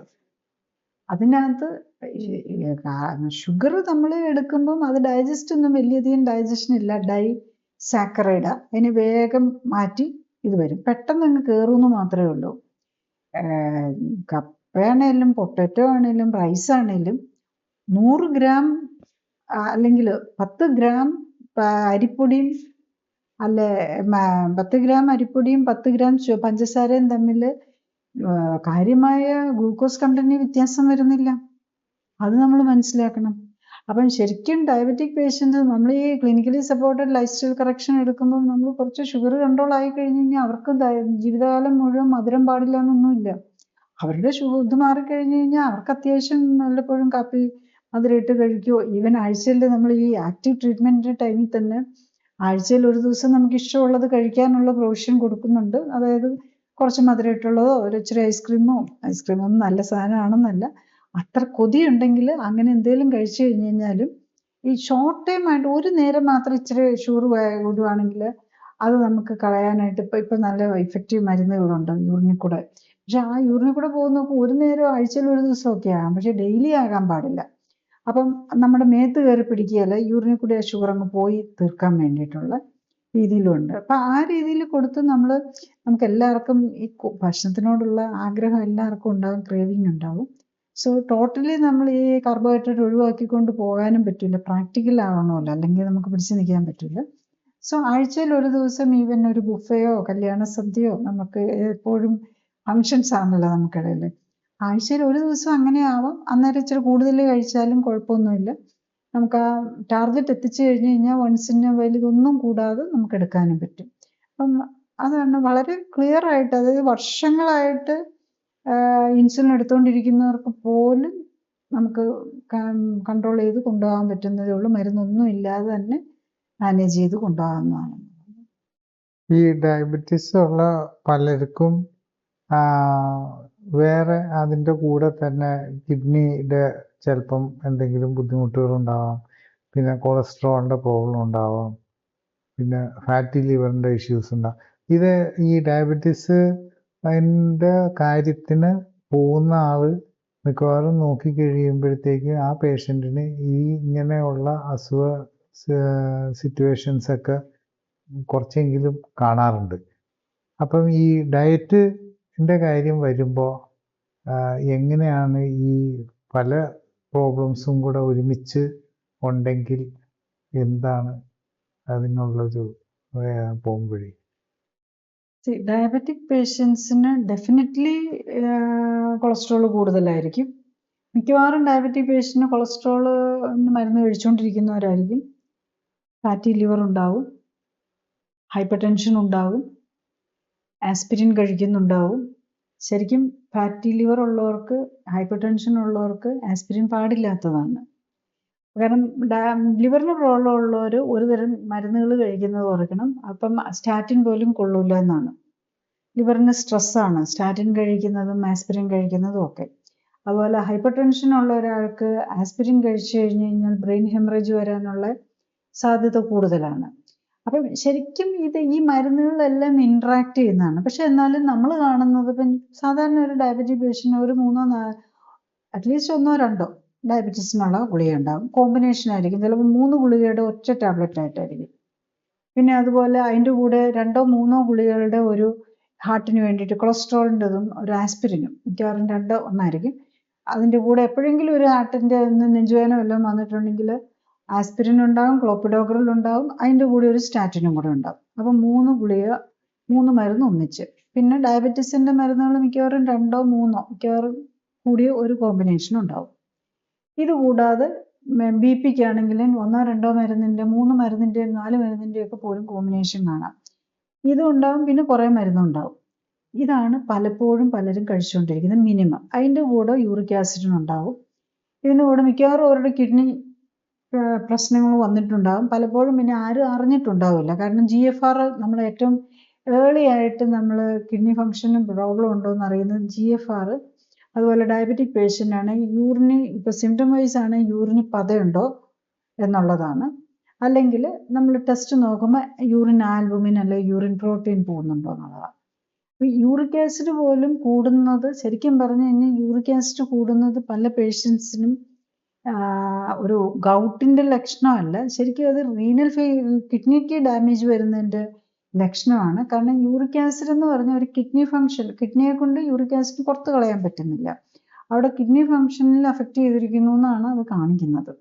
അപ്പോൾ കാരണം ഈ ഡയബറ്റിക് പേഷ്യൻറ്റിന് ആദ്യം കിഡ്നിയാണല്ലോ ഏറ്റവും ഇത് ചെയ്യുന്നത്. കാരണം എക്സസ് യൂറിൻ ഗ്ലൂക്കോസ് ബ്ലഡിൽ നിൽക്കുമ്പോൾ അത് പുറത്തേക്ക് കളയേണ്ടത് കിഡ്നിയുടെ റെസ്പോൺസിബിലിറ്റിയാണ്. അപ്പോൾ കിഡ്നി അങ്ങനെ ഓവർ വർക്ക് ചെയ്താണ് അവർ ഡാമേജ്ഡ് ആകുന്നത്. പിന്നെ കിഡ്നിയിൽ ഈ വളരെ നേരിയ ബ്ലഡ് വെസൽസ് ആണ്. ഈ ബ്ലഡ് വെസൽസിനെയാണ് ഈ ഗ്ലൂക്കോസ് കൂടുന്നതും ഇൻസുലിൻ കൂടുന്നതും എല്ലാം ഏറ്റവും കൂടുതൽ അഫക്റ്റ് ചെയ്യുന്നത്. കാരണം ഈ ഗ്ലൂക്കോസ് ഒക്കെ ഓവറായിട്ട് അതിനകത്തോടെ നടക്കുന്നത് മുഴുവൻ ബ്ലഡിൽ കൂടെയല്ലേ. അപ്പോൾ ഏറ്റവും നേരിയതായിട്ടുള്ള കണ്ണിൻ്റെ രക്തക്കൊഴലുകൾ, കിഡ്നിയുടെ രക്തക്കൊഴലുകൾ, പിന്നെ ഈ നെർവ്സിന് സപ്ലൈ ചെയ്യുന്നത് വളരെ നെർവ് തന്നെ അറിയാം, വളരെ നേരിയ ഇതായിട്ടാണല്ലോ. അതിനെ ചുറ്റി നേരിയ രക്തക്കൊഴലുകളുണ്ട് നെർവ്സിനെ ചുറ്റി. ഈ നെർവ്സിനെ ചുറ്റിയുള്ള രക്തക്കൊഴലുകൾക്ക് ഡാമേജ് വരുന്നതാണ് ഈ ന്യൂറോപ്പതിക്ക് കാരണം. ന്യൂറോപ്പതി ഏത് ടൈപ്പ് ന്യൂറോപ്പതിയും ഡയബറ്റിക് പേഷ്യൻ്റ് ഉണ്ടാകാം. ഡയബറ്റിക് ന്യൂറോപ്പതി അത് കണ്ണിന് മാത്രം വരുന്ന ചില ഈ ഡബിൾ വിഷനൊക്കെ അങ്ങനെയുള്ളവർക്ക് വരും. ഈ കണ്ണിൻ്റെ മസിൽസിനെ മാത്രം എഫക്റ്റ് ചെയ്യുന്നത്. പക്ഷെ ഏറ്റവും കൂടുതലായിട്ട് തന്നെ ഗ്ലൗ ആൻഡ് സ്റ്റോക്കിങ്സ് എന്ന് പറയും. അതായത് ഗ്ലൗസ് ഇടുന്ന കൈയുടെ അറ്റവും കാലിൻ്റെ സോക്സ് ഇടുന്ന ഭാഗവും അവിടെയാണ് ന്യൂറോപ്പതി ഏറ്റവും കൂടുതൽ വരുന്നത്. അപ്പോൾ അവിടെ മരവിപ്പുണ്ടാവും. പലരും പറയും എൻ്റെ കാലൊക്കെ പഞ്ഞി പോലെയായിരിക്കുന്നത്, നിലത്ത് തൊടുന്ന അറിയുന്നില്ല, ചെരുപ്പിട്ടാൽ ഊരിപ്പോവും. അതുപോലെ മരവിപ്പ് വരും, അതുപോലെ പുകച്ചിൽ വരും. രാത്രിയായി കഴിഞ്ഞ് കഴിഞ്ഞാൽ പുകച്ചിലായിരിക്കും. ചിലർ പറയും ചൂടുവെള്ളത്തിൽ കാലുകൊണ്ട് വെച്ച്, ഹസ്ബൻഡ് അല്ലെ വൈഫ് പറയും വെള്ളം ചൂടുവെള്ളത്തിൽ വെക്കുന്ന കാണുമ്പോൾ ഇത് പൊള്ളിപ്പോയില്ലെന്നോർത്ത് വിഷമം വരുമെന്ന്. അതുപോലെ തന്നെ പലപ്പോഴും ഫുഡ് അൾസറിലേക്ക് പോകുന്ന സെൻസേഷൻ കുറഞ്ഞിട്ടാണ് ഈ നെർവ്സിനുള്ള കൊടുക്കുന്ന രക്തക്കൊഴലുകൾക്ക് ഡാമേജ് വരുന്നത് കൊണ്ടാണ്. അപ്പം ബേസിക്കലി അതുപോലെ ഹാർട്ടിൻ്റെ രക്തക്കൊഴലുകൾക്ക് ഡാമേജ് വരുന്നതുകൊണ്ടാണ് ഹാർട്ട് അറ്റാക്ക് വരുന്നത്. പലപ്പോഴും ഡയബറ്റിക് പേഷ്യൻസിന് സൈലന്റ് അറ്റാക്സ് ആയിരിക്കും, അറിയില്ല. പിന്നെ അത് കഴിയുമ്പോഴാണ് പിന്നെ ഈ ഹാർട്ട് ബീറ്റ് കുറഞ്ഞു പോകുന്നത്. അങ്ങനെ അറ്റാക്ക് വന്ന് നമ്മളുടെ ഹാർട്ടിൻ്റെ നെർവ്സിനും ഡാമേജ് വരുമ്പോഴാണ് ഈ ഫിബ്രിലേഷൻ, അതായത് ഫാസ്റ്റ് ഹാർട്ട് ബീറ്റ്, അതുപോലെ ഹാർട്ട് ബീറ്റ് കുറഞ്ഞു പോയി ഈ പേസ് മേക്കറൊക്കെ വെക്കേണ്ട അവസ്ഥയിലേക്ക് പോവുക. പിന്നെ ഈ ബ്രെയിനിലേക്കുള്ള രക്തക്കൊഴലുകൾക്ക് ഡാമേജ് വരുന്നതാണ്. പലർക്കും മെമ്മറി കുറയും. ഡയബറ്റിക് പേഷ്യൻസ് ശ്രദ്ധിച്ചാൽ അറിയാം, മെമ്മറി പതുക്കെ കുറഞ്ഞു വരുന്നുണ്ടാവും. അതിൻ്റെ കൂടെ ഈ കൊളസ്ട്രോളിനുള്ള മരുന്ന് എല്ലാം കൂടെ വരുമ്പോഴേക്കും അത് ഫാസ്റ്റാകും. പിന്നെ അൾഷീമേഴ്സ് ഡിസീസ്, ഡെമൻഷ്യ, ഇങ്ങനത്തെ കാര്യങ്ങളിലേക്കെല്ലാം പോകുന്നത് ഈ രോഗവും കാരണമാണ്. അതായത് രോഗം എന്ന് പറയുന്നത് ഗ്ലൂക്കോസ് കൺട്രോൾ ഇല്ലാത്തത്, അതിനൊപ്പം തന്നെ ഇൻസുലിൻ കൂടുന്നത്, അതിനൊപ്പം തന്നെ മരുന്നുകൾ ഇൻസുലിനും കൂട്ടും. അപ്പം നമ്മളുടെ ഡയറ്റ് മൊത്തം തെറ്റിക്കിടക്കുകയാണ്. ഡയറ്റ് മരുന്നുകൾ എടുത്തുകൊണ്ടിരിക്കുമ്പോൾ വയറിന് അസ്വസ്ഥതയായിരിക്കും. ഈ മിക്കവാറും ഏറ്റവും കൂടുതൽ കോമൺ ഉപയോഗിക്കുന്ന മെറ്റ്ഫോമിനൊക്കെ ഗ്യാസ്ട്രിക് ഇറിറ്റബിലിറ്റി ഉണ്ടാക്കുന്ന മരുന്നാണ്. അതിൻ്റെ കൂടെ ആസ്പിരിനും കൂടെ വന്നു കഴിയുമ്പോഴേക്ക് അതും ഗ്യാസ്ട്രിക് ഇറിറ്റബിലിറ്റി ഉണ്ടാക്കും, അസിഡിറ്റി കൂട്ടും. സോ ഇതെല്ലാം കോമൺലി 5-6 മരുന്നുകളല്ലേ. ഞാൻ ഒരു പേഷ്യൻ്റെ എക്സാമ്പിൾ പറയാം. അദ്ദേഹം ഓൾറെഡി ഒരു കിഡ്നി ട്രാൻസ്പ്ലാന്റ് കഴിഞ്ഞ പേഷ്യൻ്റാണ്, ഡയബറ്റിക്കാണ്, ഹൈപ്പർ ടെൻഷൻ ഉണ്ട്. ഒരു നേരം നമ്മൾ ഈ കണക്ക് കൂട്ടി നോക്കിയപ്പോൾ ഒരു നേരം കഴിക്കുന്ന ഗുളികയുടെ എണ്ണം നമ്മൾ നോക്കിയപ്പം 16 ഗുളികകളാണ് ഒരു നേരം രാവിലെ എഴുന്നേറ്റ് കഴിക്കുന്നത്. എംപ്റ്റി സ്റ്റൊമക്കിൽ 3-4 ഗുളിക ഇമ്മ്യൂണോസപ്രസൻ്റായിട്ട് കഴിക്കണം. ഇതുകൂടാതെ ഈ രാവിലെ തന്നെ അദ്ദേഹം 16 ഗുളികകളോളം കഴിക്കേണ്ടി വരുന്നു. ഇതുപോലെ തന്നെ ഉച്ചയ്ക്കുണ്ട്, വൈകുന്നേരമുണ്ട്. അവരുടെ ഒരു സ്റ്റേജ് എന്തായിരിക്കും എന്നൊന്ന് ആലോചിച്ച് നോക്കിക്കേ. ഇത് കൂടാതെ ഇൻസുലിനും ഉണ്ട്. അപ്പോൾ ഇത്ര അധികം ഗുളിക ഒറ്റ നേരം, അതുകൂടാതെ 3-4 നേരം ഇൻസുലിനും എടുക്കുന്നത്, അതും റീനൽ ഒരു ഡയബറ്റിക്സും മറ്റു പ്രോബ്ലംസും കൊണ്ട് തന്നെ ഒരു പ്രാവശ്യം കിഡ്നിക്ക് ട്രാൻസ്പ്ലാന്റും കഴിഞ്ഞ ആളാണ്. അപ്പം ഈ മരുന്നുകളെല്ലാം കിഡ്നി വേണം പുറത്തേക്ക് കളയാൻ. അപ്പൊ ആ കിഡ്നിക്ക് എത്ര നാള് ലൈഫ് കിട്ടും? ശരിക്കും റീനൽ ട്രാൻസ്പ്ലാന്റ് കഴിഞ്ഞ് അതുപോലെ എന്ത് ട്രാൻസ്പ്ലാന്റ് നമ്മളൊരു അവയവം മാറ്റിവയ്ക്കൽ ചെയ്തിട്ടുണ്ടെങ്കിൽ അവർ ശ്രദ്ധിക്കേണ്ടത് എന്താന്ന് വെച്ചാൽ അതിന്റെ ഇമ്മ്യൂണോ സപ്രഷൻ ഇല്ലാതെ പറ്റില്ല. കാരണം അത് റിജക്റ്റ് ചെയ്യാതെ നിർത്തണം. ബാക്കിയുള്ള എല്ലാ മരുന്നും നിർത്താൻ പറ്റണം. ഡയബറ്റീസിന്റെ പേരിലാണ് ഈ മാറ്റി വെക്കേണ്ട വന്നിരിക്കുന്നതെങ്കിൽ ഡയബറ്റീസ് നമുക്ക് 100% മാറ്റാൻ പറ്റുന്നതേ ഉള്ളൂ. അപ്പം നമ്മൾ കാണുന്നത് എന്താണെന്ന് വെച്ചാൽ ഡയബറ്റീസ്, പ്രഷർ, ഈവൻ ട്രാൻസ്പ്ലാന്റ് ചെയ്ത പേഷ്യൻ്റ് ആണെങ്കിലും മരുന്നുകളെല്ലാം കുറച്ച് കൊണ്ടൊന്ന് നിർത്താൻ പറ്റുന്നതേ ഉള്ളൂ. ഉള്ള തിങ് ട്രാൻസ്പ്ലാന്റ് ചെയ്തവർ ഒരു കാരണവശാലും ഇമ്മ്യൂണോസപ്രസൻസ് നിർത്തരുത്, എന്നാൽ അത് റിജക്ഷന് കാരണമാവും. അല്ലാത്ത മിക്കവാറും എല്ലാ മരുന്നും കുറച്ചുകൊണ്ട് നിർത്താൻ പറ്റും. അപ്പം നമ്മൾ കിഡ്നിക്ക് എന്ത് ആശ്വാസമാകുന്നതെന്നറിയോ? കിഡ്നിക്ക് ഈ സാധനങ്ങളൊന്നും ഡീൽ ചെയ്യണ്ട. പിന്നെ ഇതൊന്നും ഈ മരുന്നുകളെല്ലാം ഉണ്ടെങ്കിലും അവരുടെ ഷുഗർ ഒന്നും കൺട്രോൾ ആയിരിക്കില്ല, ബി പിയും കൺട്രോൾ ആയിരിക്കില്ല. അപ്പം മരുന്നോ ഇൻസുലിനോ ഒന്നും ഇല്ലാതെ ബി പിയും ഷുഗറും കൊളസ്ട്രോളും എല്ലാം കൺട്രോൾ ആയാൽ പിന്നെ ട്രാൻസ്പ്ലാന്റ് കഴിഞ്ഞവർക്ക് മറ്റേത് ട്രാൻസ്പ്ലാന്റ് ഒന്നും ചെയ്തിട്ടില്ല, ഒരു മരുന്നും ഇല്ലാതെ നമുക്ക് ജീവിക്കാൻ പറ്റുന്നതേ ഉള്ളൂ. അപ്പൊ ആ ഒരു കാര്യം നമ്മൾ മനസ്സിലാക്കുക. അതിനകത്തേക്ക് കാരണം നമുക്ക് ഈ ലാസ്റ്റ് 50 years ആയിട്ട് നമ്മുടെ മരുന്നിലാണ് നമ്മുടെ ജീവൻ പിടിച്ച് നിൽക്കുന്നത് എന്നുള്ള ഒരു ചിന്തയാണ്. ശരിക്കും നമ്മുടെ ജീവൻ പിടിച്ച് നിൽക്കുന്നത് നമ്മൾ കഴിക്കുന്ന ഭക്ഷണമാണ്. നമ്മുടെ ഹോൾ ബോഡി നമ്മുടെ ഭക്ഷണം തന്നെ കഴിച്ചിട്ട് മാത്രം ഉണ്ടായിരിക്കുന്നതാണ്. കുഞ്ഞിന്റെ ബോഡി ഉണ്ടാകുന്നത് അമ്മയുടെ ഭക്ഷണത്തിൽ നിന്ന് വരും. ജനിച്ചു കഴിഞ്ഞ് കഴിഞ്ഞാൽ കൊച്ചു കഴിക്കുന്ന ഭക്ഷണം വെച്ചാണ് ഇതെല്ലാം നടക്കുന്നത്. നമ്മളുടെ ബോഡി എന്ന് പറയുന്നത്, നമ്മളുടെ ലൈഫ് എന്ന് പറയുന്നത് ഡിപ്പെൻഡ്സ് ഓൺ ദ ഫുഡ്. അത് മാത്രമാണ്, നോട്ട് മെഡിസിൻ. ആ ഒരു അണ്ടർസ്റ്റാൻഡിങ് വന്നു കഴിഞ്ഞ് കഴിഞ്ഞാൽ നമ്മളുടെ പകുതി ഹെൽത്ത് ഇഷ്യൂസിന് പകുതി എന്നല്ല, major part of the 95% of the health problems R over. ഈ ഹൈപ്പോഗ്ലൈസീമിയ എന്ന് പറയുന്നത് ഈ ഇൻസുലിൻ എടുക്കുന്നവരും അല്ലെങ്കിൽ മരുന്ന് എടുക്കുന്നവർക്കും എല്ലാം എപ്പോഴും ഉള്ള ഒരു വറിയാണ്. അതിനൊപ്പം തന്നെയാണ് ഈ വിശപ്പ്, കണ്ടിന്യൂസ് ആയിട്ട് ഇങ്ങനെ വിശപ്പിൻ്റെ ഒരു സ്റ്റേജ്. അപ്പം പലരും ഈ ഫ്രൂട്ട്സ് കഴിക്കുന്നതാണ് ഏറ്റവും സേഫ് എന്ന് ചിന്തിക്കുന്നവരാണ്. അപ്പം ശരിക്ക് എന്താണ് മനസ്സിലാക്കേണ്ടത്? നമ്മളുടെ വയറിന്റെ മേജർ പ്രോബ്ലംസ് ഉണ്ടാക്കുന്നതും നമ്മുടെ മരുന്നാന്നുള്ളത് അണ്ടർസ്റ്റാൻഡിങ് ആദ്യം ഉണ്ടാവണം. വയറിനൊരു പ്രോബ്ലം ഉണ്ടോ? അതൊന്നെങ്കിൽ നമ്മൾ കഴിക്കുന്ന ഫുഡ് ശരിയല്ല, നമുക്ക് പറ്റാത്ത പിടിക്കാത്ത ഫുഡാണ്. അല്ലെങ്കിൽ നമ്മൾ മരുന്ന് കഴിക്കുന്നുണ്ടോ? മരുന്ന് തന്നെയായിരിക്കും ഫസ്റ്റ് കൾപ്രിറ്റ് നമുക്ക് വയറിന് അസ്വസ്ഥത ഉണ്ടാകുന്നത്. അപ്പം നമുക്ക് മരുന്ന് കഴിച്ചുകൊണ്ട് നമ്മൾ വയറ് ശരിയാവണമെന്ന് പറഞ്ഞു കഴിഞ്ഞാൽ നടക്കുകയില്ല. അപ്പൊ പല പേഷ്യൻസും ഞാൻ കാണാറുണ്ട്. ഇപ്പോൾ ഒരു പേഷ്യന്റ് വൈകുന്നേരം അയാൾക്ക് രാത്രി കിടക്കാൻ പറ്റില്ല, കുറേ മരുന്നുണ്ട്. അദ്ദേഹം ആസിഡിറ്റിക്ക് വേണ്ടി മരുന്ന് കഴിക്കുന്നുണ്ട്, പക്ഷെ അത് രാവിലെയാണ് കഴിക്കുന്നത്. വൈകുന്നേരം കുറേ മരുന്നുണ്ട്, അതിൻ്റെ കൂടെ ആസ്പിരിനും ഉണ്ട്. ആ മരുന്ന് കഴിച്ചിട്ട് കിടന്നു കഴിഞ്ഞ് കഴിഞ്ഞാൽ എന്തൊരു അസ്വസ്ഥതയായിരിക്കും. അപ്പൊ അദ്ദേഹത്തിനോട് പറഞ്ഞു, അദ്ദേഹം ആ പേഷ്യന്റ് ശരിക്കും പറഞ്ഞു കഴിഞ്ഞു കഴിഞ്ഞാൽ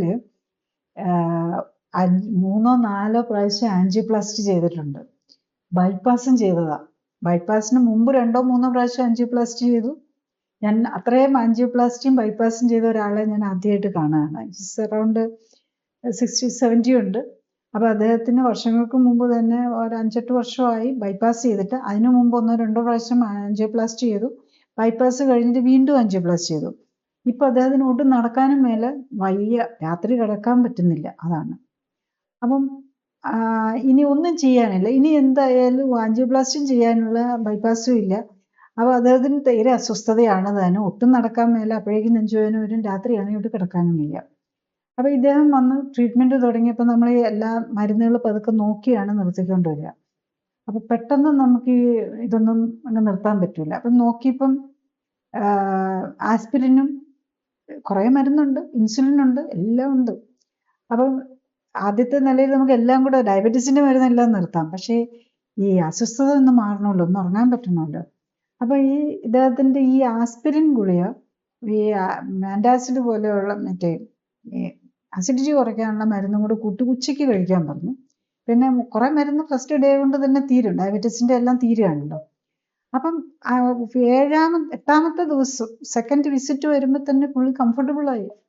എനിക്ക് ഭയങ്കര റിലീഫാന്നാ പറയുന്നത്. കാരണം ഈ മരുന്നങ്ങ് കുറഞ്ഞു കഴിഞ്ഞാൽ പിന്നെ ഷുഗർ കൺട്രോളായി. ഡയബറ്റീസിന്റെ മരുന്നും ഇൻസുലിനും ഒക്കെ നിർത്തി ഷുഗർ കൺട്രോളാണ്. മരുന്ന് പകുതിയായി. അപ്പം വിതിൻ 2 വീക്സ് ആയപ്പോഴേക്കും ഐ തിങ്ക് ഓൾമോസ്റ്റ് എല്ലാ മരുന്നും തന്നെ നിർത്താൻ പറ്റി. അപ്പൊ അതാണ് നമ്മൾ കാണുന്നത്. ഡയബറ്റിക് പേഷ്യൻസ് ആണ് മിക്കവാറും ഹാർട്ട് പേഷ്യൻസിനെല്ലാം തന്നെ ഡയബറ്റിക് സ്റ്റെന്റ് ഇടുന്നവരും ബൈപ്പാസ് ചെയ്യുന്നത്. അപ്പൊ ഈ ഇതെല്ലാം കഴിഞ്ഞിന് ഒന്നും ചെയ്യാനില്ലാതെ ആൾക്കും ഈ ഡയറ്റ് കറക്റ്റായിട്ട് വന്നു കഴിഞ്ഞപ്പോഴേക്കും ആള് ഓക്കെ ആയി എന്നുള്ളതാണ്. അപ്പൊ മിക്കവാറും പേഷ്യൻസ് ഒരു 15 days ആകുമ്പോഴേക്കും തന്നെ ഓൾമോസ്റ്റ് ഓൾ മെഡിസിൻസ് തീർന്നിട്ടുണ്ടാകും. കറക്റ്റായിട്ട് ഫോളോ ചെയ്ത് കറക്റ്റായിട്ട് ഇത് ചെയ്ത് പോകുന്ന പേഷ്യൻസ് ആണെങ്കിൽ മിക്കവാറും ഇതിന് മന്ത് എല്ലാ മരുന്നും തീർന്നിട്ടുണ്ടാകും. ഈ ഡയബറ്റീസ്, ഹാർട്ട് ഡിസീസ് ഒക്കെ ഓറിയന്റഡ് ആയിട്ടുള്ള. നമ്മൾ ഹാർട്ടിന്റെ ഒക്കെ ആണെങ്കിലും നമ്മൾ ബ്ലൈൻഡ് ആയിട്ടല്ല നിർത്തുന്നത്. കാർഡിയാക് മാർക്കേഴ്സ്, HSCRP, ട്രോപ്പോണിൻ ഒക്കെ. ഇപ്പം ഞാൻ വേറൊരു ലേഡി ഓർക്കുന്നു, അവരുടെ ട്രോപ്പോണിൻ ലെവല് 7000 സംതിങ് ആണ്. അപ്പം ഈ അവരോട് അവർക്ക് ശരിക്കും പറഞ്ഞു കഴിഞ്ഞാൽ മരുന്ന് ഡയബറ്റിക് പേഷ്യൻ്റ് ആണ്, ഹാർട്ട് പേഷ്യൻ്റ് ആണ്, അവരോട് ബൈപ്പാസോ എന്തോ പറഞ്ഞിട്ട് അവർക്ക് അതിന് പേടിയായതുകൊണ്ട് വന്നിരിക്കുന്നതാണ്. അതൊന്നും അവിടുന്ന് ബൈപ്പാസ് പറഞ്ഞിട്ട് പക്ഷെ മരുന്നും കൊടുത്തിട്ടില്ല. ഇവിടെ വരുമ്പോൾ 7000 സംതിങ് ആണ് ട്രോപ്പോണിൻ. അത്ര ഞാൻ ഒരിക്കലും കണ്ടിട്ടില്ല. യൂഷ്വലി ട്രോപ്പോണിനൊക്കെ വല്ല ഒരു 100 അത്രയൊക്കെ വരെ കൂടി കാണാറുള്ളൂ. അപ്പോൾ 8th ഡേ ആയപ്പോൾ വന്നപ്പോഴേക്കും അത് 1000 വന്നു. 15th ഡേ ആയപ്പോഴേക്കും അത് ഓൾമോസ്റ്റ് നോർമലിലേക്ക് എത്തി എന്നുള്ളത് കുറച്ച് മാത്രമേ ഉള്ളൂ. അപ്പോൾ 30 days ആയപ്പം ട്രോപ്പോണിനൊക്കെ നോർമലായി. ഈവൻ ആള് കംഫർട്ടബിൾ ആകുന്നു. അപ്പം ആ ലെവൽ ഓഫ് കംഫർട്ട് വീക്കിലി നമുക്ക് കാണാൻ പറ്റും. അതനുസരിച്ച് വീക്കിലി തന്നെ ഈ ബ്ലഡ് റിപ്പോർട്ടിലെ ചേഞ്ചസും കാണാൻ പറ്റും എന്നുള്ളതാണ്. അപ്പോൾ നമ്മൾ ഈ മരുന്നുകൾ ഹാർട്ടിന് വേണ്ടിയിട്ട് കൊടുക്കുന്ന മരുന്നെന്ന് പറഞ്ഞു കഴിഞ്ഞാൽ കൊളസ്ട്രോളിന് അല്ലെ BP-ക്ക് ഓർ ബ്ലഡ് തിന്നേഴ്സ് ആയിരിക്കും. അപ്പം ഈ കാർഡിയാക് മാർക്കേഴ്സ് കൊളസ്ട്രോൾ കുറയുന്നതനുസരിച്ച് കൊളസ്ട്രോളിൻ്റെ മരുന്ന് കുറയ്ക്കാം. BP കുറയുന്നതനുസരിച്ച് BPയുടെ ഓരോ മരുന്നായിട്ട് കുറച്ചുകൊണ്ട് വരാം. അത് നമ്മൾ വീട്ടിൽ തന്നെ വെച്ച് നോക്കിക്കൊണ്ട് കുറച്ചുകൊണ്ട് വരാവുന്നതേ ഉള്ളൂ. പിന്നെ ബ്ലഡ് തിന്നേഴ്സ്, അതും ഈ വാസ്കുലർ മാർക്കേഴ്സ് ഉണ്ട്. അതാണ് HSCRP, ട്രോപ്പോണിൻ. ട്രോപ്പോണിൻ മസ്കുലറാണ്. പക്ഷെ എന്നാലും ഇതെല്ലാം കുറഞ്ഞു വരുന്നതനുസരിച്ച് ഇതൊക്കെ കൂടെ നോർമൽ ആകുമ്പോഴേക്കും നമുക്ക് ആൻറ്റികോയാഗുലൻ്റ് ബ്ലഡ് തിന്നേഴ്സ് നിർത്താവുന്നതേ ഉള്ളൂ. പിന്നെ ഉള്ളി തിങ് സ്റ്റെൻറ്റ് ഇട്ടിട്ടുണ്ടെങ്കിലോ അല്ലെങ്കിൽ നമ്മൾ ഈ വാൽവ് മാറ്റി വയ്ക്കുകയോ അല്ലെങ്കിൽ പേസ് മേക്കർ ഒക്കെ ഇട്ടിട്ടുണ്ടെങ്കിൽ പിന്നെ നമുക്കത് പേസ് മേക്കറൊക്കെ ലൈഫ് ലോങ് നമ്മൾ ആൻറ്റികോയാഗുലൻ്റ് എടുത്തേ പറ്റുള്ളൂ. മറ്റേതാണെങ്കിൽ സ്റ്റെൻറ്റ് ഇട്ടിട്ടുള്ളവരാണെങ്കിൽ 1 year ആകുമ്പോഴേക്കിനോടും വരെ നമ്മൾ ബ്ലഡ് തിന്നേഴ്സ്, ബിക്കോസ് അതൊന്ന് ആ സ്റ്റെൻറ്റിൻ്റെ പുറമെ ഉള്ളിൽ കൂടെ അത് കവർ ചെയ്ത് പോകണം. അതായത് നമ്മുടെ ബ്ലഡ് വെസൽ വളർന്ന് അതിനെ കവർ ചെയ്യുന്നോടം വരെ നമ്മൾ എടുത്തില്ലെങ്കിൽ റിസ്ക്കാണ്.